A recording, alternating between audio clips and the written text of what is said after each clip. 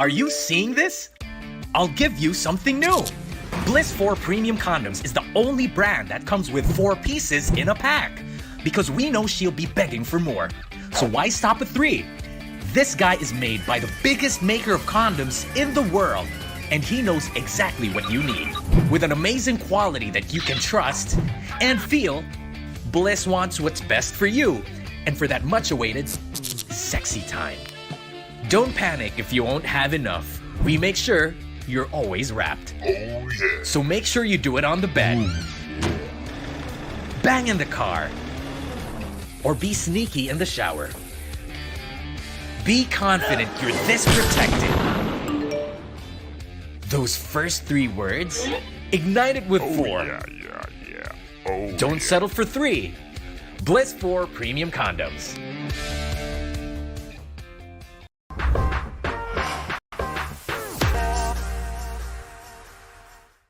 Why go invisible when you can glow? Premier Condoms.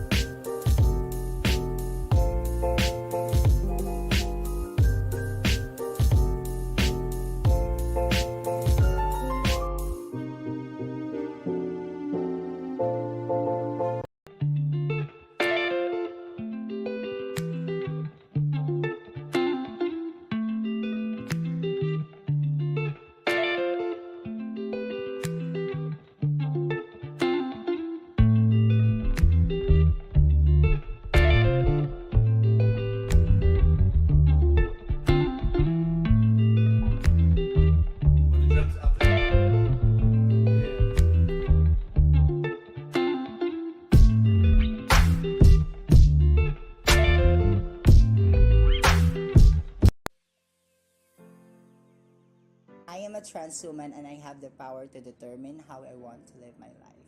I am a straight man, and I like wearing light makeup to amp up my confidence.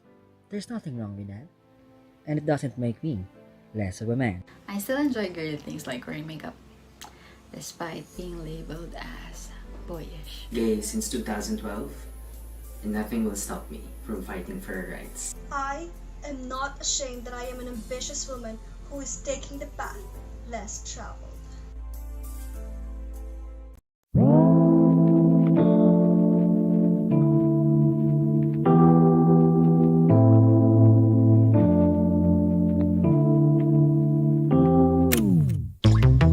Late nights, been on long flights, stayed on strange time. It's a strange time in my life. I took a drive home to clear my mind. I am a woman, and as women, we denounce any form of violence or discrimination against us. As women, we need to protect ourselves from abuses that degrade our womanhood, our humanity. We condemn any physical abuse, Verbal assault, rape, hate crimes, psychological violence, and killings.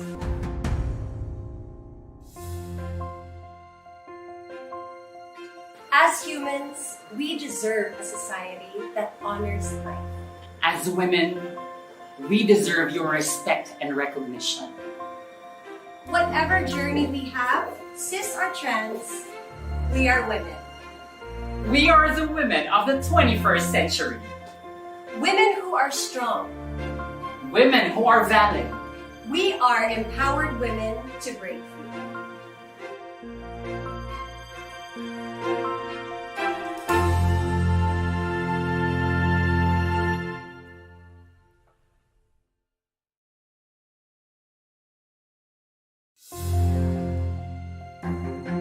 I am a woman, and I am valid. our society evolves to more than just a two-gender world. We can fulfill roles regardless of our gender. We definitely exist as an important part of our developing society. We are not limited by our gender transition. We do care for our well-being. Thus, we must be respected for our life choices, transition journey, and sexual health. We break free from the norms. We are the women of the 21st century.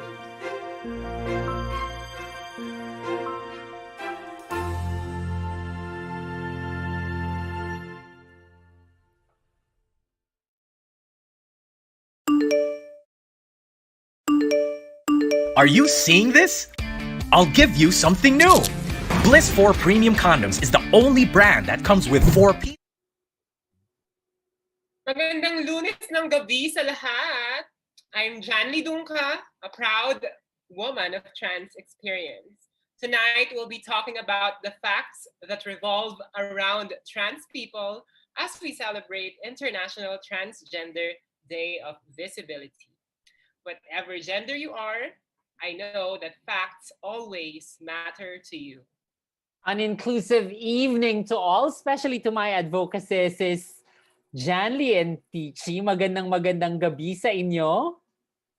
Good evening. Good evening, Mare. Yes, ako naman po si Mela Habijan, your Miss Trans Global 2020. Tonight, we will continue to change the generally patriarchal narrative of our society, enabling people to see the beauty of a diverse yet inclusive community for everyone. At ipagpapatuloy po natin ang makatotohanang pagsusulong ng nararapat at tunay na pagkakapantay-pantay ng lahat because facts always matter to all of us. And good evening naman sa inyo dalawa nga nagagandahan kong mga kumare. Ayan. Magandang gabi sa inyo at magandang gabi din sa ating mga kumars at mga ka-advocacies na mga nanonood. At syempre, my name is Peach Roberts, ang baklang kanalman at hindi trans. Ako'y open-minded naman. With an open mind, we can be kinder. Iba na yung tagline natin ngayon. Hindi na tayo think before you click. And malunggay is best for breastfeeding moms. Correct. So kailangan I'm so proud of you, Mars. Thank you. Kaya dapat every episode meron tayong mga one-liner na dapat tandaan ng ating mga manunood. At dahil dyan, facts matters to the entire universe. And welcome to Fact U! Season 2 na! Ayan. Welcome to another episode entitled Breakthrough, Bear Your Truth. Di ba? So, kamusta? Ito, feel na feel ko tong episode na to kasi simplihan lang tayo. Hindi nyo ba napapansin? Kasi nga, this episode is all about just being true to ourselves. Correct, oo. At dahil dyan, prayers lang talaga yung pananalig ko ngayong gabi. Oo. Talagang bearing your truth ka tonight, ha? Truth, oo. Truth, ang iyong kagandahan, Mars. At syempre, di ba, para din for our audience to understand, di ba, na-move ang ating episode from last Monday dapat. In light of recent happenings, syempre, ilan sa atin ay dinapuan ng sakit, hindi ba? Kaya itinauna muna natin for another week at sumakto naman sa pagsa-celebrate ng Trans Day of Visibility on Wednesday. Ang lahat ay merong dahilan. Correct. Ang taray nung napaka-philosophical na point of view ni Sis Peachy. Ang lahat ay mayroong dahilan. Tama yan. Pero yun nga, I'm very grateful that we have surpassed that stage. Kasi nga, para sa kaalaman po ng lahat, ay totoo ang COVID. And COVID isn't just close to our home, but it's inside our home. At nagpapasalamat naman kami dahil naka-recover ang pamilya namin sa masalimuot na yugtong ito ng aming kalusugan. Then again, we are still in quarantine at inaantabayanan na lang namin yung yung next na swab test para masiguro na ang kalusugan ng aming Papa Dindo ay malusog ang kanyang pangangatawan at makampante kaming lahat. But so far, so good. We all feel better now because he's feeling better. Wow, that's good to hear. Aray.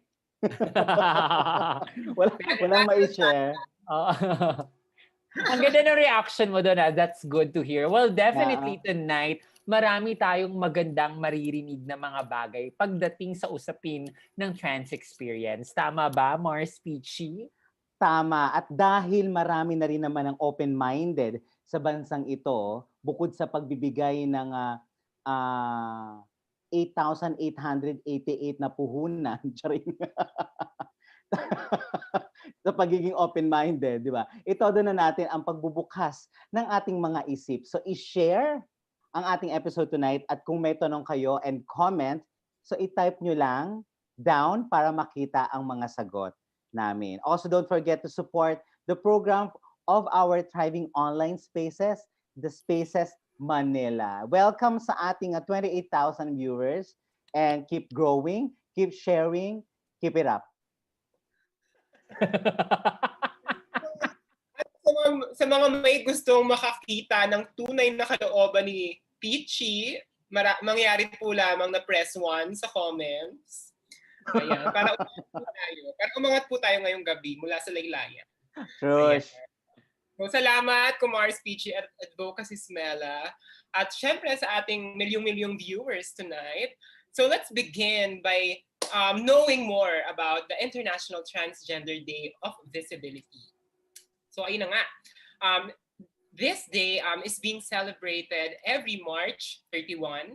So this Wednesday, since its inception in 2009 to honor transgender and gender non-conforming people and raise awareness on the movement against gender violence and discrimination all over the world.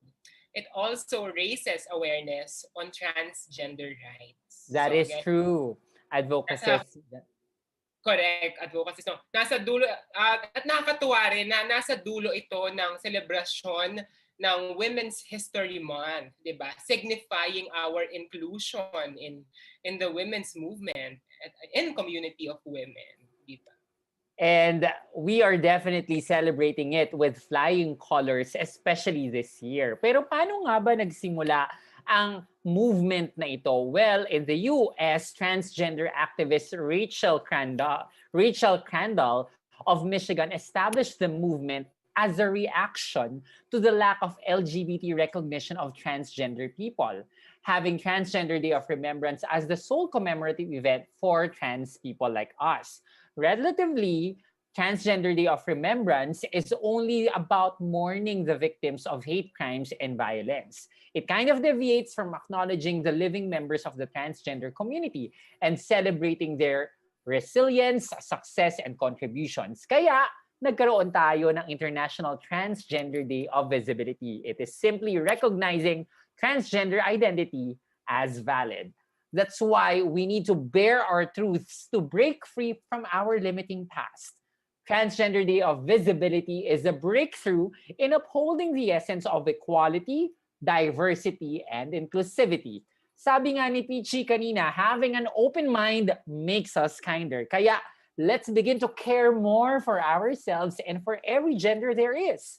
Because the more we become accepting of ourselves and others, the more we dare to bear more and be a more visible part of a progressing society. Correct ka dyan, Kuya Kim. Charing.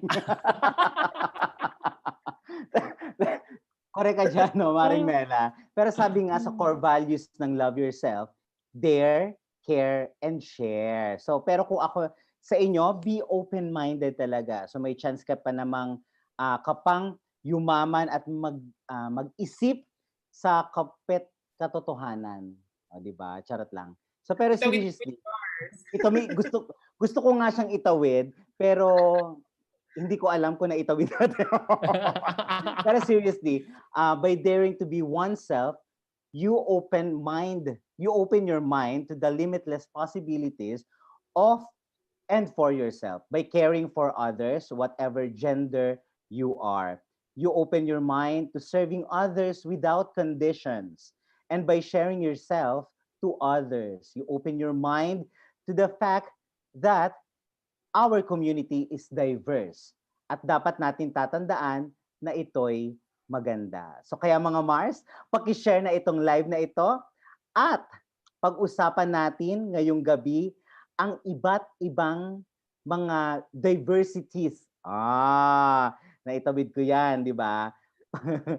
Para lalo tayong gumanda dahil may sorpresa ngayong gabing ito.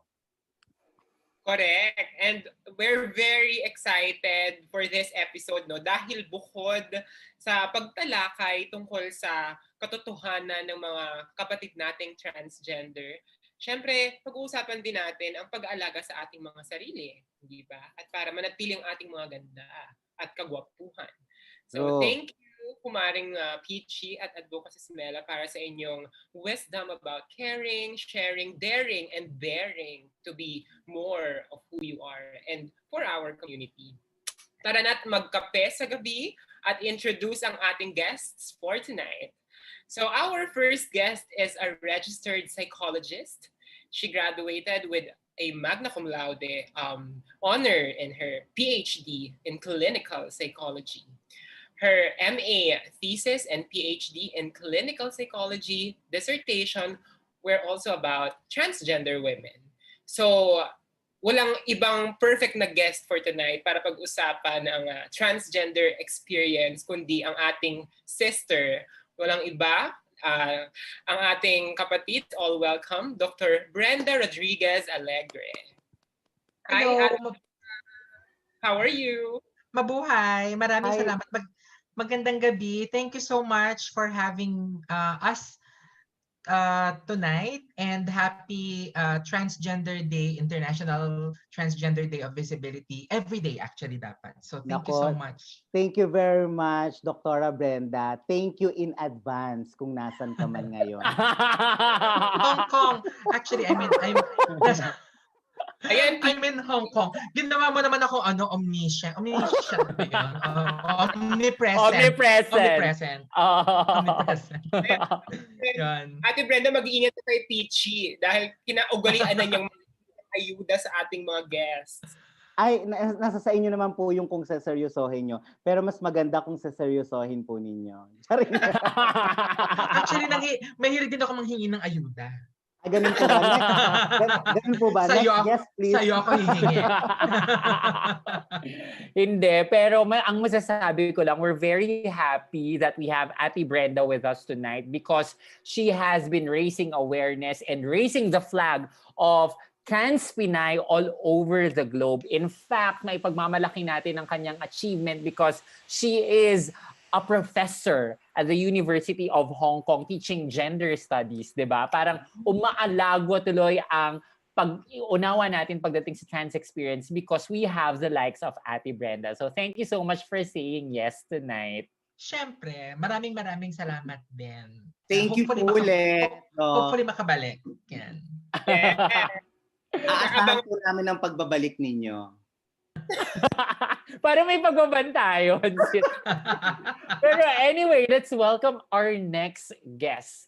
He identifies himself as a transgender man. He advocates for health and fitness and has recently been added to the roster of ambassadors of LoveYourself for its Transcend program under the hashtag BreakFreePH campaign. Isa ito sa mga kinahuhumalingan nating trans men of the Philippines, and because of his visibility, we now understand what transgender man experience is all about. Please welcome our dear friend at ultimate crush ni Janly Dungka, the handsome Nick Escalderon. Hi Nick, magandang gabi. Good evening po. Thank you for having me as always. Always grateful. Masaya rin kami at lalong masaya si Janly ngayong gabi kasi kasama ka namin. Salamat Nick at napaunlakan mo kami ngayong gabi at excited kaming marinig ang iyong mga kwento tungkol. Kasi di ba kadalasan naririnig natin ang kwento ng mga kapatid nating trans women dahil maraming mga trans women sa Pilipinas pero hindi ganun kadalas ang pagbabahagi ng istorya ng ating mga kapatid na trans men. Kaya very interesting din ang perspective ni Nick, hindi ba? Correct. Aabangan natin yung kwento ni Nick. Pero kung hindi na matutuloy, pwede natin tong ituloy. Hindi ko naiintindihan yung statement mo, pero sige. Go. Pwede natin tong ituloy after the show. Charing. Party, ganon, Mars. Oo, ganon. Pero dahil dyan, para kumpletuhin natin ang ating guest ngayong gabing ito, our third and final guest for tonight is, syempre, nararamdaman ko open-minded ito at meron siyang puhunan. Diba? May puhunan, walang iba, Yanyan, Arana. Napakabilis, diba? Charot lang. Ayan. Si Yanyan is a friend and a LoveYourself batchmate from batch Katha. She identifies herself as a transgender woman mula pa sa pagbo-volunteer. She is now leading the country's first ever transgender focused community center in the Philippines called Victoria by LoveYourself. She is currently the program manager of the Transcend by LoveYourself program, catering to women. Ayan, hindi ito yung catering the mother, but catering to woman empowerment. Gender-affirming hormone therapy or GAHT, sexual health services, and the community and its caters. Centers, not caters, it's centers. Sis, parang kailangan mo ng caterer ngayong gabi. Parang kailangan sa lakin. Oo nga eh. Sige na, ipasok na natin. No other than Miss Yanyan, Arana. Magandang gabi po sa inyong lahat. Grabe na yung intro na yun. Pero parang very pang-bardagulan naman yung intro mo sa akin, sis. Ganda na miss talaga kasi kita. I miss you too. Hashtag Katha represent. Yes, oo. Because you catering the mother. Trans mother. Pero Nak, alam mo naman, we're very proud of you, Nak, at you're leading one of the country's clinics, di ba, that provide services for trans people. Kaya marami naman tutulungan, anak. At sobrang nakaka-proud kasi talagang siya ang nagtaguyod ng batch namin. True. Talagang palaki ng palaki, no, yung batch natin na hanggang siya na lang talaga yung nagtaguyod. Pero palaki ng palaki yung batch o yung mga members ng batch? Both. Lahat. Pero dahil dyan, bago tayo magpatuloy, so thank you to our X numbers of viewers. X numbers! So, ilan ba to? 24,000 viewers. So please don't forget. Sorry. So please don't forget to like and share the Spaces Facebook account at spaces.manila. So just remind everyone, the Spaces Manila Fact U is presented by LoveYourself and its partnership with Bliss 4. Bliss Pleasure, Bliss and Camber Pharmaceuticals Inc.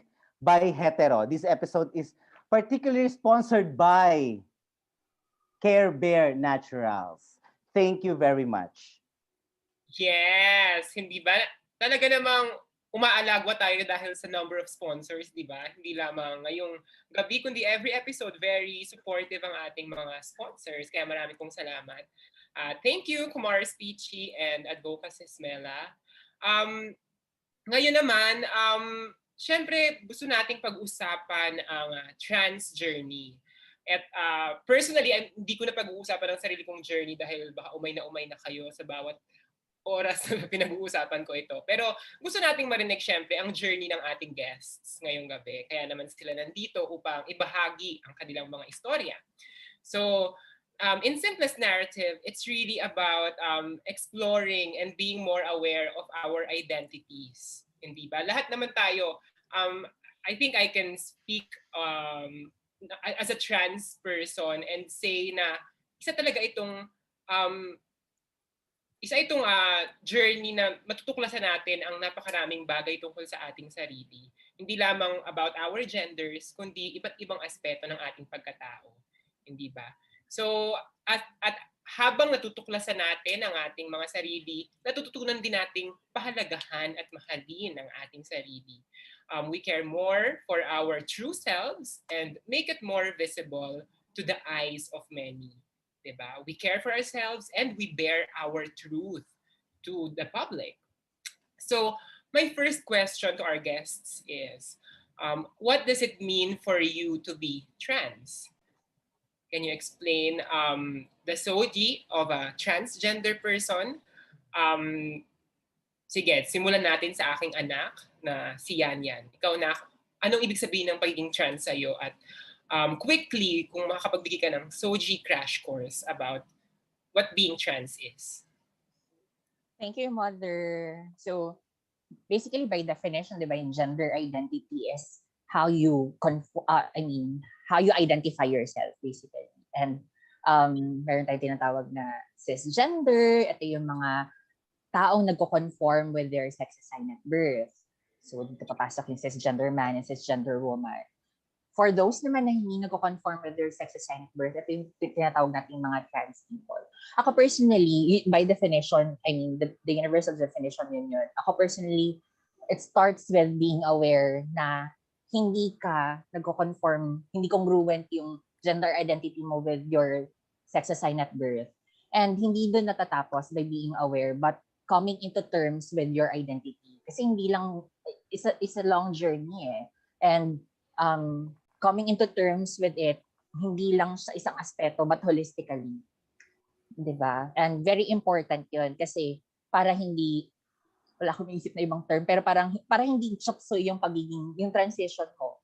Diba? Kailangan mong i-embrace yung buong identity mo, buong pagkatao mo. And after that, you'll feel more empowered with your identity. Ano kong sinabi, sorry. Pero ayun po. Yun yung own definition ko of being trans. And that's the only part. Isang parte lang yun ng SOGI ng pagiging trans. At I want you to be more open-minded with it na hindi linear ang ating SOGI SC. Diba? So, pwedeng yun ang GI mo, ang gender identity. Pero pwede ka magkagusto yung sexual orientation and romantic orientation na magkakaiba, hindi isang na, hindi lang straight line na dapat sa lalaki lang, babae. Ang daming pwedeng combination. So, dapat buksan natin, isipan natin sa mga ganong aspect. Correct. Diba? Thank you, anak. At okay lang kahit magsalita kayo ng mahaba dahil gusto naming malaman ng inyong mga nasa loob, nasa isip, di ba? Ang sabi mo nga, it is about coming to terms with who you are, di ba? I think yun yung key term doon eh, na bukod sa, of course, one aspect of being trans or one aspect of expression or form of expression is the transition aspect. Ngunit mahalagang malaman din ng mga nanonood na hindi lahat, di ba, ng transgender people ay nagka-transition. Ang mahalaga mong nasabi na ay it's about coming to terms with yourself, internalizing your gender identity. Because being a transgender person, it's a gender identity, it's internal, kung ano nasa loob mo. Hindi ba? So, salamat na. How about you, Nick? May gusto ka bang idagdag? Wala, tama naman yung sinabi niya kasi nga marami nga nagugulat na may mga trans men na gay, nalilito sila. Tapos yun, ina-explain na yun nga, iba ang gender identity and sexual orientation and gender expression kasi meron parang masyado kang parang ang lambot mo naman for a trans guy. So hindi nila magets yung pinagkaiba ng expression, yung masculinity and femininity. So yun lang. Correct. So, mahalagang malaman din ang pagkakaiba ng iba't ibang aspeto ng ating SOGI-SC. So, salamat Nick. At dahil dyan, itatawid ko ngayon kay Ate Brenda. Ikaw, Ate Brenda, paano mo ba pag-iiba-ibahin ng iba't ibang aspetong ito ng SOGI-SC? Kasi like sa experience ko, I think I realized or I discovered muna yung gender identity ko. So through Wonder Woman.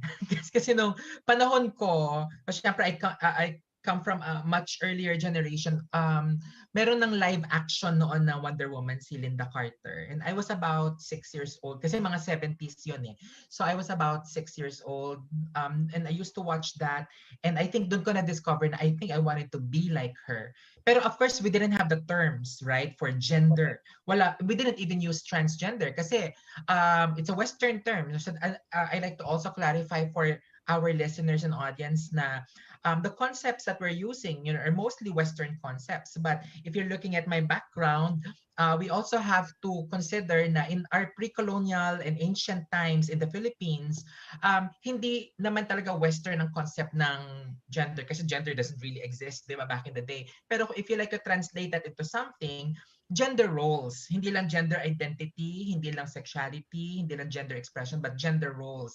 So we had a very matriarchal and feminine society back in the day. So parang may inclusivity talaga yung early Philippines, pre-colonial Philippines. That's why noong time na yon, transness, otherness, a womanness, are very much integrated and actually revered, respected, very much part of society. And it declined because of colonization. That's why we have to talk about later on, hopefully we can talk about decolonization. So if we integrated the Western ideas of gender, then do not ma-realize na my internal sense of being a woman, that's my gender identity. I identify as a woman, a binary woman. Pero wala naman talaga exact binary points, di ba? Just because I am. And transgender is also an umbrella. So madaming possibilities. There's no one way of being trans. Many ways. Correct. There are many ways. Ang ganda nun. There are many ways of being trans. And again, important to understand that again, the term transgender itself is Western by nature. Wala tayong direct translation of what of transgender in the Filipino language, diba, Ate Brenda? In fact, the word bakla is both a translation of a gay man and a transgender woman in here in the Philippines. Of course, we have the word trans tonight. Sorry, go. Yeah. Thank you for mentioning. I'm sorry. I like to, because you're already on that train. Yung trans Pinay, yun na yung closest that we have. So Strap was the one that actually introduced that term, trans Pinay. So ang mga trans women members ng Society of Transsexual Women of the Philippines, or STRAP, noong 2007, we voted on that term. Kasi para medyo meron tayong term na atin, di ba? So trans Pinay, then later on trans Pinoy. Kasi sa Malaysia, may Maknya at Paknya. Yun yung trans, di ba? So meron silang sariling term. You have Waria in Indonesia. And then yung pre-colonial version naman ng India na Hijras, they were able to survive the colonial experience, although na-reduce yung role nila in their society, but at least Hijra is very much a term and an identity that has remained. So dapat tayo meron din. So trans Pinay, trans Pinoy, these are our closest versions. Correct. So, like what you said, Ate Brenda, trans Pinay at trans Pinoy, yun ang ating closest terms. At mahalagang maging aware sa mga ganitong pagkakakilanlan sa ating katotohanan bilang mga transgender people. At kung susumahin, ang mahalaga ring tandaan when we talk about the transgender experience is how it is different from being its counterpart, which is cisgender. Nabanggit din ito ni anak Yanyan kanina, ang mga cisgender, pinanganak sila, their sex assigned at birth is the same as their current gender identity. So walang pagkakaiba. So that's why the prefix cis or CIS in chemistry, it means to remain the same. Diba? And the opposite of cis is trans. So transform, transfer, transport. The prefix trans means to change, diba? So tayong mga transgender people, ang sex assigned at birth natin ay iba sa ating current gender identity. Therefore, mayroong pagkakaiba. Kaya mayroong prefix na trans na ginagamit. So yun yung difference between transgender and cisgender. It's important to know these terms and to acknowledge our truths and our lived experiences as trans people. And again, in relation to SOGSC, iba po ang gender identity sa sexual orientation, sa expression, at sa sex characteristics or sex assigned at birth. So, independent po ang mga aspetong ito ng SOGI, kaya ang transgender na tao ay maaaring maging homosexual, heterosexual, yun po ang kanyang sexual orientation. Maaari siyang mag-express in a feminine way, in a masculine way, yun po ang kanyang expression. At ang sex characteristics ay kung ano siya noong ipinanganak siya. Ayun. Thank you, Yanyan, Nick, at Dr. Brenda. Yes, I am just in awe listening to trans advocates right now, how you're all engaged in this conversation and how we have remained patient with educating people. Kasi mahalaga na yung presence and visibility is somehow a means for education. More so, pag nagsalita tayo, alam natin yung sinasabi natin, and this roster of transgender people that you are hearing and seeing right now are testaments that we are evolving and we are constantly revealing ourselves, more so reclaiming the spaces that we've had pre-colonial times. Sabi nga kanina ni Ate Brenda, we were revered back then.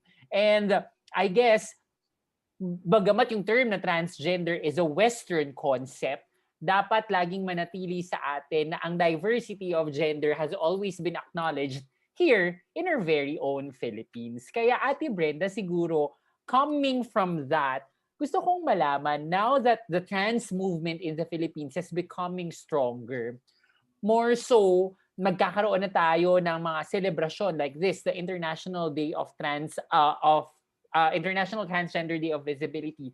Gaano ito kahalaga that we are all acknowledging it, more so we are celebrating it? Mahalaga kasi kaya nga ang laki ng pagpasalamat ko that the word visibility is there, or visibility, audibility, you know, and hopefully presence, no, full presence. And in 2009, so when this was like initiated in Michigan or in the US, since ang mga Filipinos are very engaged in social media, I think we managed to pick it up already. You know? Kasi around 2009, madami na ring mga trans organizations around, you know. So aside from STRAP, pinanganak na rin, I think a little bit later than that, yung Ganda Filipinas, yung ATP or Association of Transgender of the Philippines, Transman Pilipinas, Pinoy FTM, yan yung mga pioneer trans men groups ng mga time na yan. No? So it's important for us to have that kind of visibility. Noong 2014, March, Transgender Day of Visibility, nag-come out sa isang TED Talk si Gina Rosero. Mm-hmm. So Gina is a Filipino supermodel who's based in the States. Actually, Gina and I used to join contests nung a long time ago. Nung nasa Pilipinas pa siya. She was starting and we used to bump into contests many years ago. So actually, watching her do that TED Talk was just really very inspiring because it's not easy to come out as a trans person because our identity is already like a public domain, 'di ba? Public knowledge, and alam naman natin, kaya nga may Transgender Day of Remembrance because of the violence hurled and committed against trans people. So we're doing the opposite naman, something more celebratory, something more committed to be present and visible through Transgender Day of Remembrance. So yung mga trans orgs, including yung mga LGBT school orgs like Babaylan in UP, nag-create sila ng mga activities to talk about the visibility of trans people. Like mahilig tayong share ng mga posters sa Facebook, tapos may mga talks tayo, ganyan. So that's how we are able to celebrate Transgender Day of Visibility every March. Yay! And given that, Ate Brenda, of course, you've been witnessing so many celebrations each year. Ngayon, kamusta na ang selebrasyon dito sa Pilipinas? Paano natin niyayakap na as a nation ang Transgender Day of Visibility? So yung mga trans orgs, well, on the legal end, including yung hindi pa niyayakap. Kasi unfortunately, wala tayong SOGI equality bill. Tapos last year, it was a very trans erasing year. Kasi yung case ni Jennifer Laude was not given justice. And of course, we had the case of Don Naniera. So I'm so sorry if it has to sound grim at this point, but I'm just being realistic na in our visibility, there's also erasure, trans erasure, and it's very unfortunate. But still, look at us, look at you. You know, Fact U is here doing this on a regular basis. You are bringing visibility, not just on trans and queer voices, but on voices in general during the time of the pandemic, which is still becoming a challenge for us Filipinos, no? And yung mga LGBT groups, you know, those groups na involved din sila Nick, sila Yanyan, at napakadami pang iba. Ang dami nating mga efforts during the month of March to also integrate ourselves with the women's movement. And also to maybe I think some of us are also preparing for Aidahoti, 'di ba sa May. So and then naghahanda na rin siguro yung iba sa atin for Pride. So I think now I'm very proud, you know, na ang mga mga LGBT orgs sa Pilipinas are very organized, very visible, very audible, very empowered.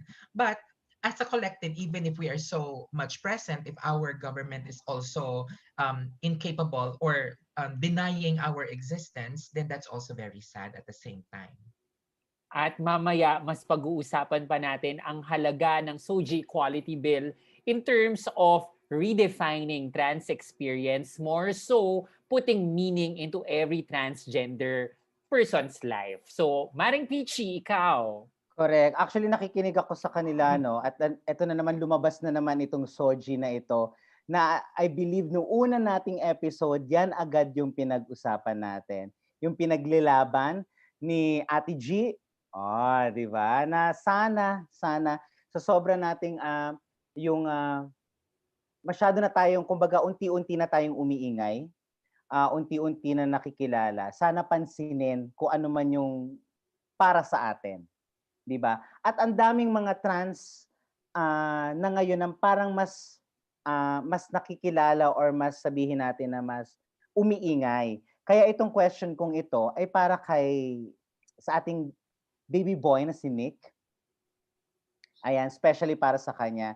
Nick, curious lang ako kasi bilang trans man, no, dahil pa wala pa masyadong representation ang mga tulad nyo. So lalo na dito sa ating bansa. So can you share with us your journey to transitioning and paano ka nagsimula? Bata pa lang talaga ako, alam ko na. Ilan taong ka na ba ngayon? 26. Ha? Tuloy. Ayun, alam mo, yung nagkaroon ako ng sariling choices. Tapos tinago ko lang talaga siya for a very long time. To everyone. As in, walang nakakaalam na I've seen myself as a boy dati pa. Nag-out lang ako to my friends high school. Tapos natanggap na, kaya ako sumali ng Showtime before. That's my tomboy kasi hindi ako accepted ng family ko. So yan, nag-join ako doon, then ayun, maganda naman yung outcome na tanggap ako ng mommy ko, especially mommy ko. So inantay mo pa na lumabas ka sa Showtime bago ka tanggapin? Parang naging chance ko na lang siya nung sinabihan ako na sumali. Pero hindi ka ba, bukod dun sa naglakas loob ka na sumali sa nationwide pa at hindi lang pamilya mo yung unang makakaalam, kundi buong Pilipinas ang makakaalam. So paano ka nag-prepare para dito sa hakbang na ito? Kasi parang for me, parang mas mabilis na sabihin sa pamilya kaysa sa buong Pilipinas muna yung makaalam, kasi because hindi natin alam, na-judge ka ba because of that? Nagkaroon ka ba ng discrimination? So paano mo to hinarap? Before, yung dad ko lang talaga yung tumanggap sa akin. Kasi I was my mom's only kaiha. Ako dati. Tapos yun, kaya hindi mahirap talaga sa kanya tanggapin ako. I even joined beauty pageants nung high school for her. Lagi niya ako sinasali. Even meron akong relationship with, that time. Walang nakakaalam, as in mga barkada ko lang. Tapos sinabi ko sa dad ko na sasali ako. meron din akong pinsan na sinabihan na sinumbong ako sa mom ko. Sabi niya, sige, tignan na lang natin, bahala ka. Parang medyo masama pa loob niya nung una. Pero nung nakita niya na parang marami rin palang kayang tumanggap sa akin, na natanggap ako ng mga tao, tinanggap niya na rin ako. Tapos ever since that, nag-out din ako sa kanya as transgender. Medyo nahirapan din siya tanggapin. Pero honestly, it's not a good idea, pero nag-start na lang ako without their consent. Tapos habang tumatagal, nakikita niya na mas comfortable ako, I'm happier. Tapos yun, natanggap na nila. Eventually, nag-start ako mag-transition because of PFTM din, with their guide. Ayan, so may support system din naman pala. Pero iba talaga, sobrang laking bagay ng support system. Even if kahit sa ating mga trans or sa ating mga sa ating lipunan or kahit sino, ikaw naman nanonood tayo, bawat isa sa atin, iba pa rin ang meron kang support system. 'Di ba? Yan diyan ka humuhugot din kahit papaano . 'Di ba Maring Janly? Correct. Kaya naman nandito tayo para support. Oo, iba rin ang support mo talaga. Ang ngiti mo umabot na sa likod . Kaya ako nag-headband ngayon, Kumars, kung di mo napansin. Ayan. Pero gusto ko rin tanongin si Nick, no? So, syempre, Nick, di ba, hindi namin sabi ko nga kayo na hindi natin madalas naririnig yung mga kwento ng mga kapatid nating trans men. Pero Correct. actually, based on what you shared, pareho rin, hindi naman pala siya nalalayo sa experiences naming mga trans women, di ba? At the end of the day, pareho naman tayo ng mithiin. At yun ay ang kagustuhan natin na matanggap ng mga pamilya natin, ng mga mahal natin sa buhay. Kasi if we have the support and the love of our families, kaya na nating lagpasan most of May follow-up ako kay Nick.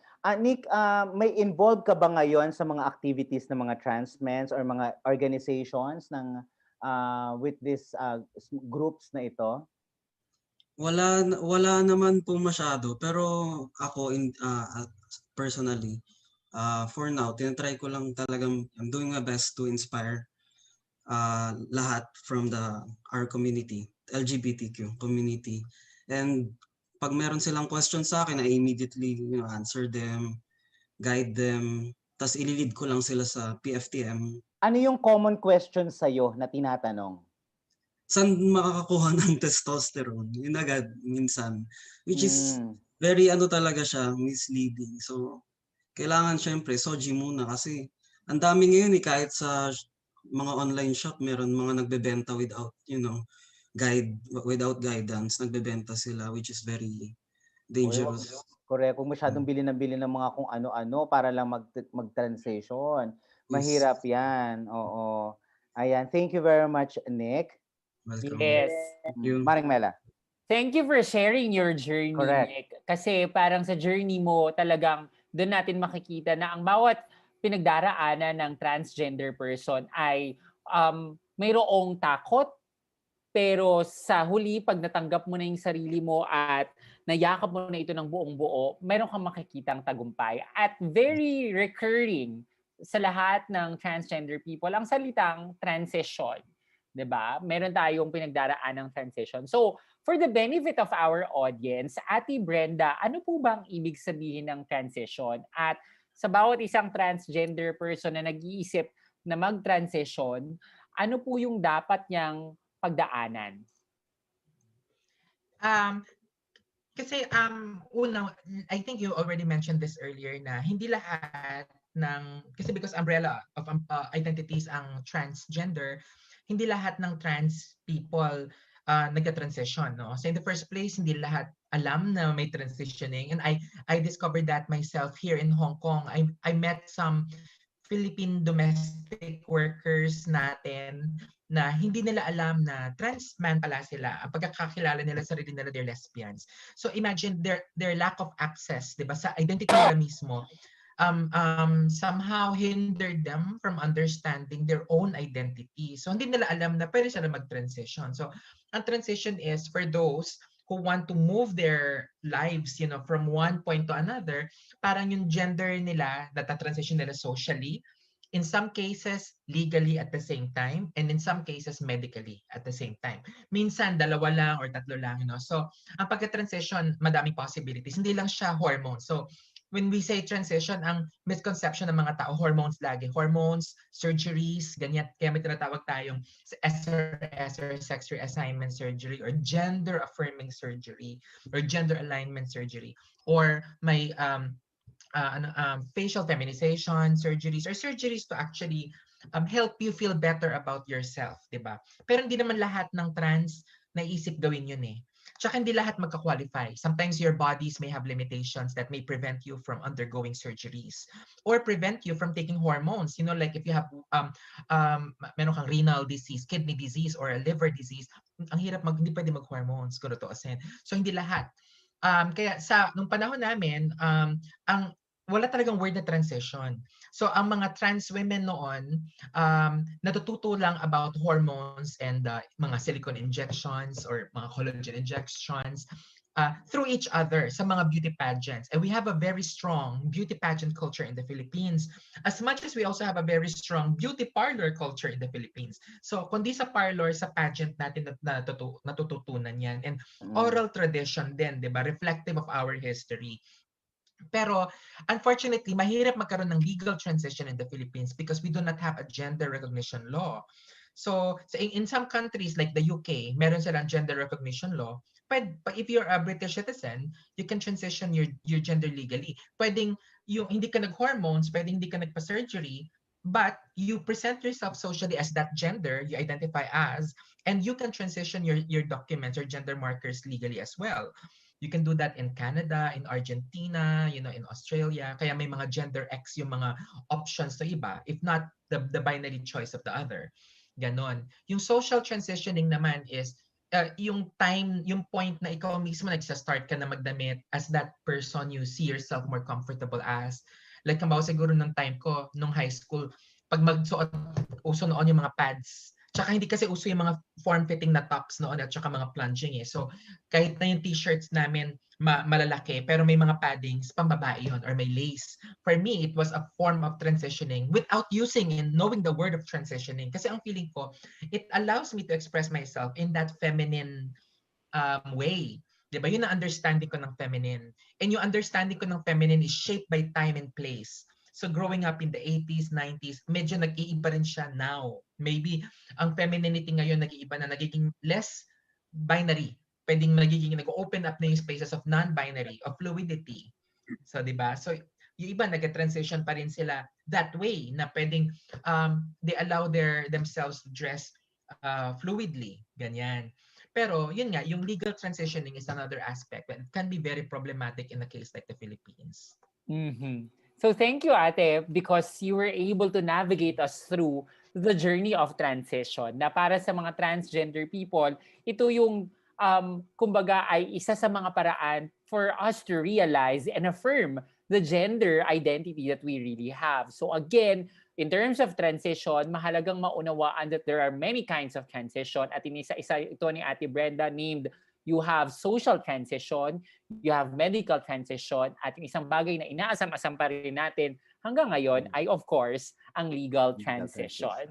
Pero so far nga, meron tayo mga support system. We have so many organizations and now there is a clinic supportive of transitioning for transgender people here in the Philippines. At ito nga ay ang Victoria by LoveYourself. At mapala tayo, nakasama natin si Yanyan. So Yanyan, in your experience of handling Victoria, gaano naging malaking tulong ang Victoria by LoveYourself into the journey of transition for the trans people consulting sa Victoria? Thanks, Bella. Balikan ko lang yung sinabi kanina ni Nick na yung mga nagme-message sa kanya, ang unang tinatanong ay saan makakahanap agad ng testosterone. I mean, and ako din na-experience ko din yan before, nung wala pang masyadong nag-guide, wala pang kakakilala na nung nag-start akong pag-transition. Parang yun agad yung goal. Yun yung na-establish natin na norm in the trans community, in our society, na dapat pag start tayo mag-transition, medical agad. So, kaya natin establish din ang Victoria by Love Yourself na parang, ay wait lang, hindi lang ito, hindi lang medical transitioning ang sole purpose ng transition. Yun lang yung other option. Katulad ng sinabi ni Miss Brenda na hindi lahat kayang mag-undergo ng medical transitioning. And sa atin din sa Victoria by Love Yourself, hindi ko alam kung tama ba ang term natin, na ibabalik natin sila. Yan. Mas naibabalik natin sila sa mas safer and safer path ng pagte-transition, ng journey, na hindi lang, ay wait lang, baka pwedeng hindi muna tayo mag-medical transition at pag-usapan muna natin ang social transitioning, which is actually the first step in affirming our gender, di ba? Na, kasi dapat, ako naniniwala ako na dapat buong-buo ka muna in terms of in your inner circle, kung hindi man to applicable to our family, pwedeng sa ating mga friends and other peers natin na pwedeng maging support system. I-rebuild muna natin yung sarili natin before tayo pumunta sa other step wherein mas medyo complicated, diba? Kasi in between those concepts, sobrang ang dami pa din mangyari, and dapat 100% tayo na go tayo doon at alam natin ang gagawin natin at buong buo tayo para maiwasan natin kung, di ba, may nakikita tayo na parang yung iba nagdi-transition. Kasi isang factor doon ay hindi natin alam and knowledgeable enough in terms of social transitioning and medical transitioning. Di ba? Kung hindi ka pa ganun maalam in terms of yung components ng pag-offer ng iyong gender through social transitioning, paano tayo makakapunta sa medical sa medical aspect, diba? Kaya very important na daanan natin yung unahin muna natin yung sa social part before going to the medical part. Kasi very complex siya. And yan.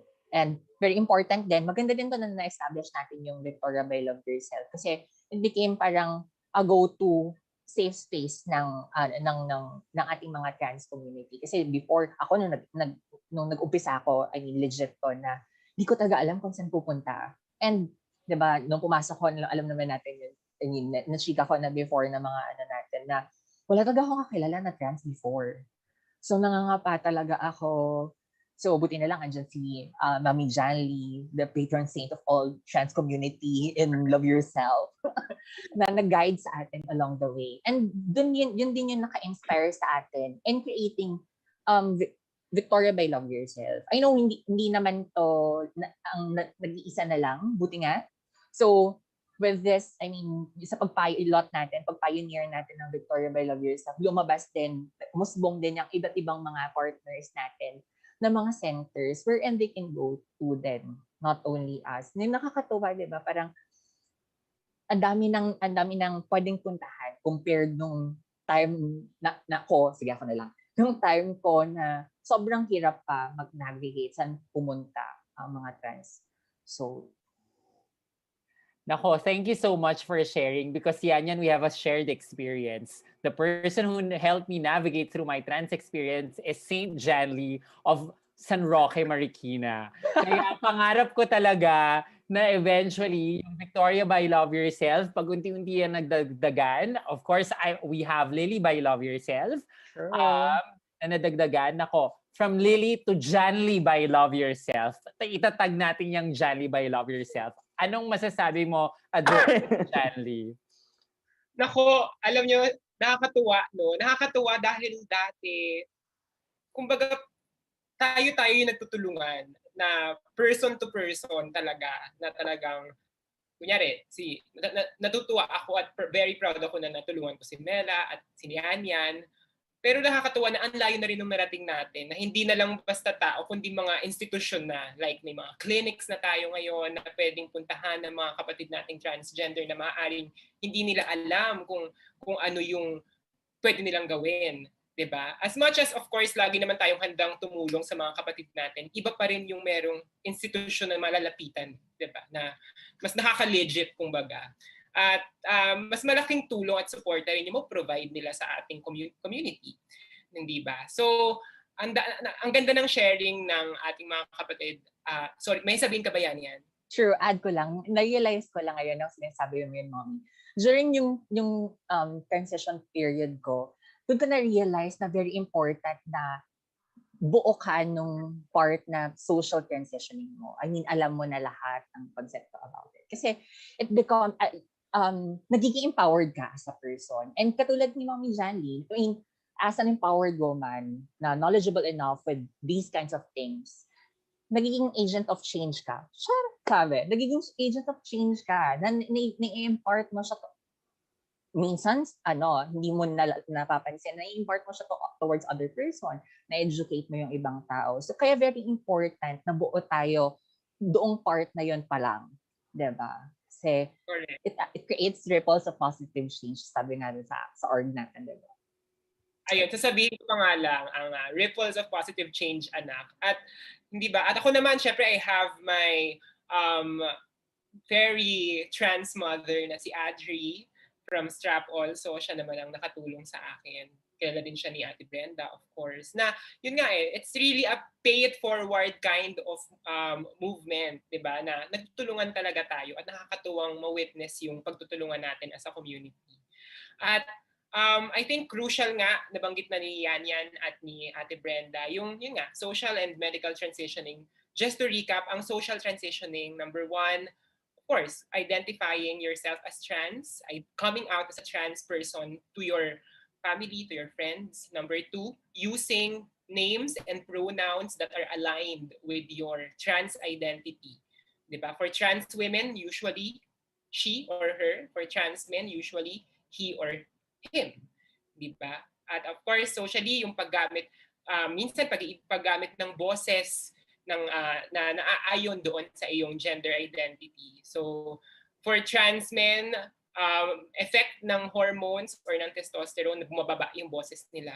So, okay yon. For trans women, hindi na itataas ng hormones ang boses natin, pero pwede nating i-modify ang boses natin para mas maging mabait ang tunog, di ba? At pagpapahaba ng buhok, pag-wear ng makeup, gaya ng Carebare, ang ating sponsor for tonight. Pagsusuot ng damit pambabae o panlalaki for trans men. Yan ang mga social transitioning. Ang medical transitioning naman, as mentioned earlier, gender-affirming hormone therapy or GAT, formerly hormone replacement therapy. And then number 2, gender-affirming surgery, formerly sex reassignment surgery. And of course, and also facial feminization or masculinization surgeries. So the key word here is affirming or affirmation, because we are not, di ba, wala na yung, hindi na siya sex change. Napaka 80s, 90s ng term na sex change. Di ba? We are no longer changing, di ba, anything. We are affirming what's already within us. Ina-affirm natin yung nasa loob sa nasa labas. Kumbaga, ina-align natin, ina-affirm natin. Yun ang keyword here. And so, very important to remember that para we use the right terms. And of course, another important reminder is that transitioning is a privilege. Transitioning is a form of expression. Hindi siya internal, hindi siya gender identity. Usually external siya. Hindi lahat ng tao nagagawa siya dahil sa lack of resources, lack of support from the family, from the community, finances, diba?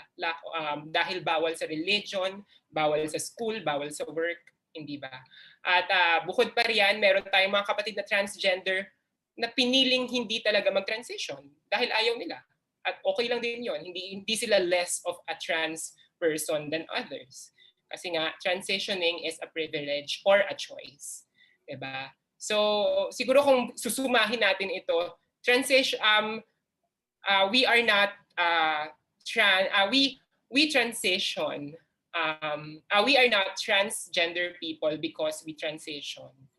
Diba? Some of us choose to transition, or some of us transition because we are trans. Again, we are not transgender people because we transition. It's not a requirement. Some of us transition because we are trans. Ayan. So, Lagi nating isa puso yan. Yan po ay according to Saint Janly of San Roque, Marikina. The Bless patron you. saint of Victoria by Love Yourself, Lily by Love Yourself, and soon Janly by Love Yourself. Truth. Kaya marami pong Papagawa na ako ng logo ni Mommy Jan. Tapos lagay natin sa clinics. gaga. Ayan. Salamat po at bless you. Charot. Kumar speechy mo. Okay, speaking of, so ang dami palang proseso, no, ng pagta-transition. May social, may medical. Ay, sabi mo kanina, parang affirming, tama ba, Mare? 'Di ba? Parang basta 'yon. So parang may affirming because for medical transition, pero bibigay lang ako ng focus dun sa medical transitioning. Kasi sabi mo it's a privilege, tama? Na kasi syempre magastusan 'to eh. 'Di ba? Talagang kailangan nakakaluwag-luwag ka. 'Di ba? Tanong ko lang 'to personally, no. Sa mga dumaan sa medical transitioning, na-impluwensyahan lang ba kayo because you are in a transitioning phase o dahil trip nyo lang? Maring Yanyan. Grabe naman yung trip lang namin. Ako nakakakanto yung tanong na trip mo lang. Oo, ganun talaga dapat. Nawala ako dun sa trip ko lang. Kasi feeling ko, mayroon ka bang bukod sa patron natin, meron ka bang iba pang mga nag-impluwensya sa'yo o dahil gusto mo lang because dahil nandoon ka na sa phase na yon? Ako nung nag-start ako, kasama na siya sa mga unang, syempre mag-research ka what transgender is, yung mga ganyan-ganyan. Tapos dun sa mga stories na nababasa ko before, kasama siya lagi sa mga sinishare nila na they're taking this or that, mga ganyang tipo. Tapos, nung nakausap ko si Mommy Jan, St. Jan Lee about it, isa din siya sa mga buti na lang si Mommy Jan Lee yung una kong nakausap about it. I mean, siya yung nakapag-consult ko with it.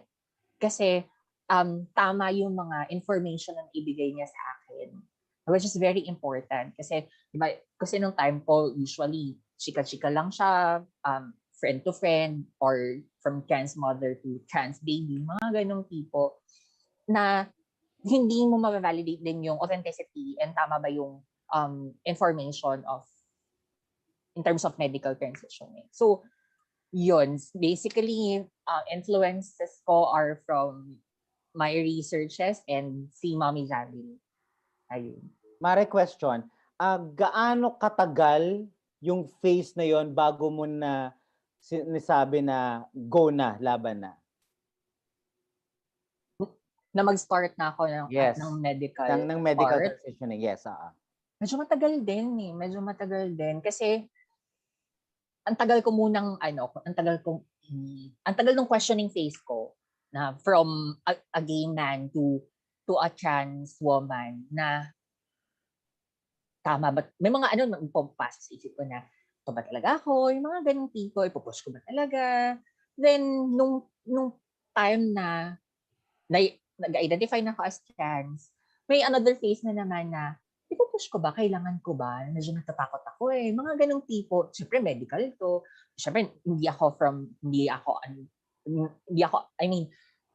ang graduate ko, so hindi ko alam yung mga ganyang medical thingies. So, medyo nakakatakot yung mga turok-turok, di ba? Siyempre, pag nakita mo yan, takot pa naman ako sa mga injection before, mga ganyan.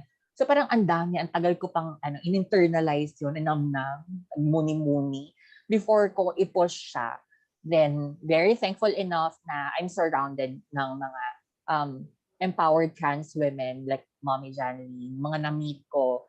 Before ko talaga na-actualize na, sige, dahil equipped na ako with knowledge, i-push na natin to. Yan. Correct. Tanungin naman natin sa medical transitioning naman for a trans man. Nick? Actually, same lang din naman po. Nag-start po, ang alam ko yun nga po, yung tawag natin dati, sex change. So, parang, since out na ako na as, social transition na ako before. Never siya naging never pa rin ako naging comfortable sa sarili ko just by looking myself at the mirror. So yun, nag-search na ako and akala ko wala dito, hindi ako makakapag-transition dito sa Philippines. Then I met Pioneer FTM. Marami, influence din nila. Hindi siya like trip ko lang kasi nag-research din ako like almost 5 years din before mag-transition. And yun, takot din ako kasi nasa genes namin ng high blood, tapos testosterone, di ba? So yun, thank God na naman ako mag-transition. Nag-consult ako sa doctor. So, yung 5 years mo ng yung phase na yon, ano yung mga struggles mo during the 5 years na phase na yun bago ka magpunta sa medical transitioning? May times, yun nga, just minsan titingnan ko lang sarili ko sa salamin. Di talaga ako comfortable, and especially sa paggamit ng restroom. Nakakailang sobra. Hindi na rin talaga ako comfortable sa mga nangyayari sa akin just by yung ako lang. As ako, di na comfortable. Gusto ko na mag-start, but unti-unti ako nagka-come out, nagpa-happy ako sinasabi na gusto kong mag-transition sa family ko. And they were just saying na, okay na yan, naganyan ka, okay na yan, mukha ka naman lalaki. Alam mo yun, medyo nahirapan ako ipaintindi sa kanila na hindi ganun yun. Hindi lang yun. So, correct. Ayun. Kaya nag-transition ako without consent. But yeah, thank God na natanggap naman nila. Ang importante, happy ka. Yes. Happy ka. Yun ang pinaka-importante sa lahat. At happy din naman yung nakapaligid din sa'yo. Ang question ko kay Dr. Brenda, sa case natin ngayon, Doc, ano ang usually nagiging problema? This is wala dun sa question, pero personal ko na to sa inyo kasi nasa phase ng transitioning si Yanyan at saka si Nick. Bilang nasa gitna kayo, ano ang usually nagiging problema? May mga nai-encounter ba kayo na nag-medical transitioning na nagkaroon ng failure, or sobrang ginugusto niya na mag-medical transitioning pero hindi pwede? Yung mga nagpapa-consult sa inyo with this phase na ng medical transitioning. Okay. Clarify ko lang, psychologist, hindi ako endocrinologist. Yeah, po. So hindi sila lumalapit sa akin for for assessing kung yung qualify sila for hormones, but then hindi ko rin syempre ma-reveal, 'di ba, yung details about their yung mga counseling needs. Pero yung ang masashare ko was nung time namin many years ago, wala pa kaming internet, 'di ba, nung time na 'yon, there were very renowned cases of maybe trans women sila, who did, who transition, nag-surgery sila, nag-gender affirming surgery sila. So if that's how you would want to call it. Tapos later on they came out, and then sabi nila when they found God, dapat pala hindi sila nag-transition. Without using the word transition, dapat pala hindi nila ginawa, hindi sila nagpa-surgery daw. So parang nagpe-preach ngayon sila sa mga batch namin, yung mga younger ng time na yon, na wag naming gagawin yon kasi mali daw yon. It's immoral, it's medically wrong, ganyan. So I think the failure, mahirap din ma-pinpoint kung ano yung possible, yung exact cause of failure. Pero siguro hindi nila na-realize kung nasaan sila sa umbrella ng transness. Dahil nga sa nung time na yon, bakla and transsexual were the only operative words that we used to have no mga 80s and 90s. And siguro what they cited to be the reasons kung bakit sila nagpa-surgery is for their relationships. Nagpakasal sila sa mga lalaki, so it was about their sexuality and not about their gender identity. So yun ang pagkukulang ng education, yung accessibility sa information. Kasi dati ang mga trans people dati pag nag-guest sila sa TV or even in my case, parang parang novelty. It's like a token presence. So parang manghang-mangha lang yung mga tao, bakit ganyan ka, ganon? How did you get there? Parang ganon. Pero ngayon it's different. So that's why we're now able to talk about transitioning, the dangers, 'di ba? Like, you have to understand kung anong identity mo talaga, 'di ba? Meron tayong right to self-determination and self-identification. Hindi katulad noon, hindi namin maintindihan yun. Nakala namin dapat lahat gumanda, dapat lahat mag-hormones para magustuhan ng lalaki. So yun yung parang trend nung time na yon. From hormones, nag-start yung trending nung mga injectable silicones. And that was problematic. Madami kayong mapapanood ng mga docus, di ba? Like sa Jessica Soho na it went wrong. Kasi di ba mga quack nurses yung nag-o-offer nun, di ba? Kasi hindi pure silicone or may ibang halo yun, di ba? So problematic. Hindi kasi na-address, di ba, yung mga health-related concerns. Kaya pasalamat tayo na meron na tayong, andyan na si Yanyan, di ba, and LoveYourself, dapat, and there's Fact U, that, and of course, trans organization like STRAP, Pioneer FTM, all of the trans organizations na nagpa-provide ng guidance para malaman mo, gusto mo pa talaga mag-transition? Like, in my case, I realized later na, yes, I want to transition, pero hindi ko naman gusto palang lunurin yung sarili ko sa hormones because my body cannot really handle it. May asthma ako. And our family has history of hypertension. So I have to be careful. So I have to learn to accept myself without the benefits of hormones. Ayun. So, sa madaling salita, sa dami ng ating mga resources, even if you have the resources, hindi lahat uubra at hindi lahat pwede. Hindi lahat pwede sa katawan mo, kahit na meron kang resources or even meron kang mga organizations na pwedeng lapitan, kahit na nakakaluwag-luwag ka, hindi rin ganun kabilis na magkaroon ng affirmation or medical transitioning dahil nakakaluwag-luwag ka lang. So meron pa rin talaga tayong proseso at syempre mahirap pa rin ang magsisi sa bandang huli. Tama ba, Doc? Tsaka dapat kilalanin nila yung sarili nila, yung identity nila. Alamin nila na with or without a label. Pwedeng yung iba, they can label themselves na trans man ako or trans woman ako. But alam ba nila, naintindihan ba nila what they want for themselves? Huwag tayong maiinggit sa iba. Diba? Kasi meron nga tayong strong pageant culture, nagkakaroon ng inggit. Diba? Nagkakaroon ng idea na for you to integrate, for you to, later on we'll talk about passing, pero that is also a dangerous concept because it erodes diversity, 'di ba? Supposedly like sa boses, 'di ba? Like I never had any insecurities about my voice kung hindi man siya ganun ka feminine because it's unique to me, 'di ba? If people hear me without seeing me, they would know it's my voice. Pero if everybody trains their voice in such a way that they would sound like this, they might sound alike already. So nawawala yung uniqueness. But is that what you want for yourself? If it is, go ahead. If it's what you want, if it's what is good for you, and if it's what you think matches who you are. Diba? But we have to still talk about yung authenticity ng identity mo at saka yung uniqueness ng identity mo. Correct. Sabi nga, meron akong line, know yourself, love yourself. Ganon. Yes. Maring Janly. Yes. May bago ka na namang line, Mars, ha?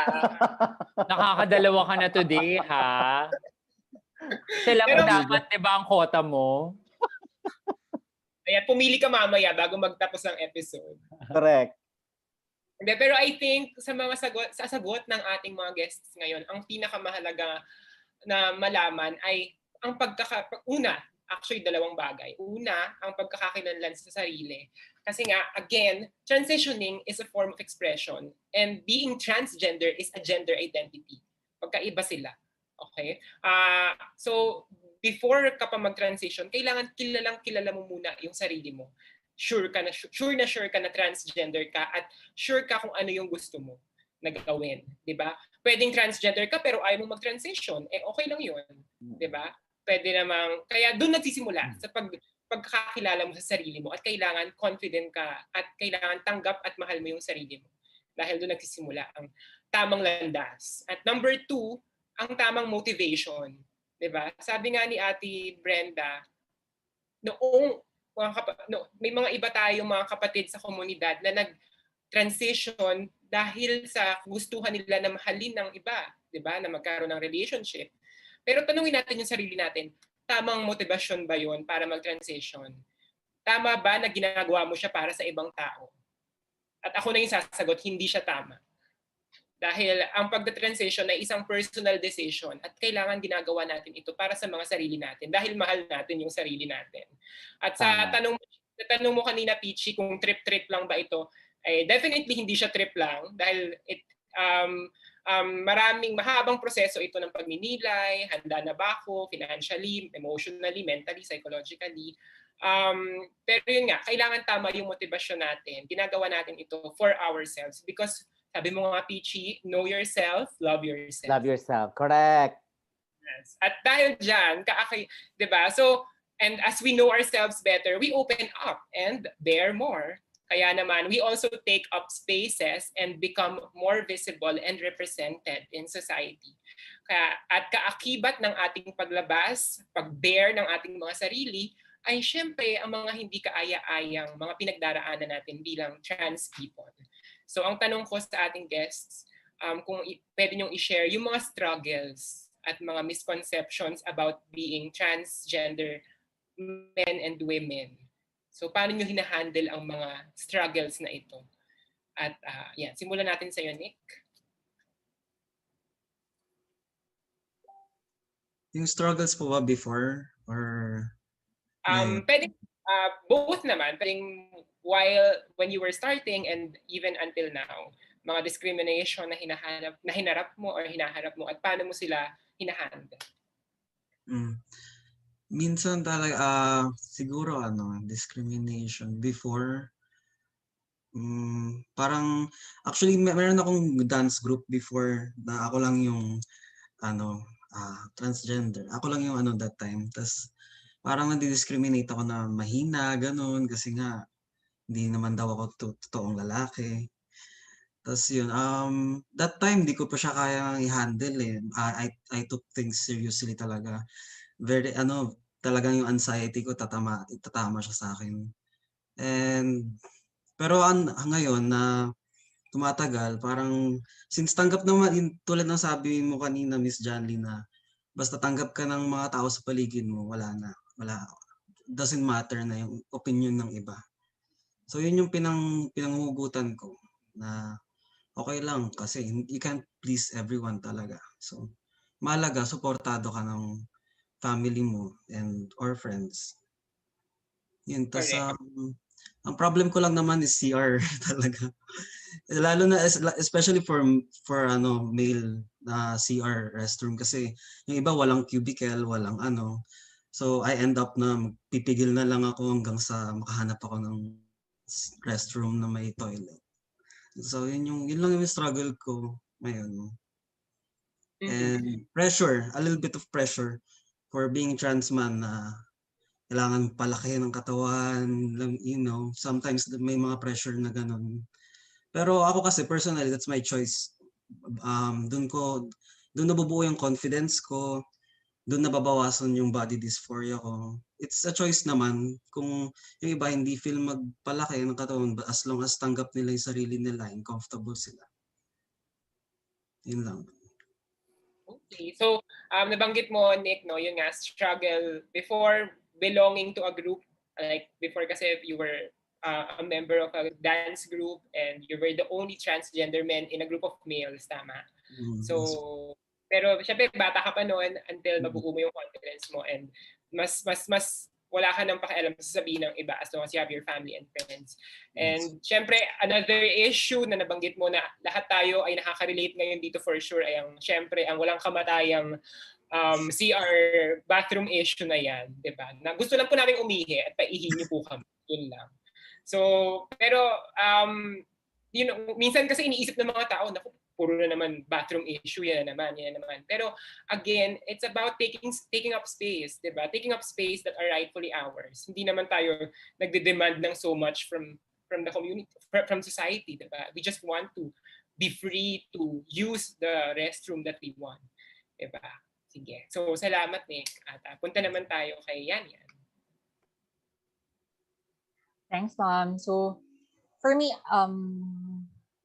may mga tao pa rin na iniisip na ang pagiging trans ay isang mental health issue. Isang mental na kailangan ayusin through conversion therapy. Most common to sa mga religious family. Wherein, alam naman natin na hindi na, I mean, in International Classification of Diseases, natanggal na siya under mental health category, di ba? So, dapat aware na din sana ang society with it. And kasi very harmful yung ganun eh. Ang daming domino effect siya sa buhay ng isang trans.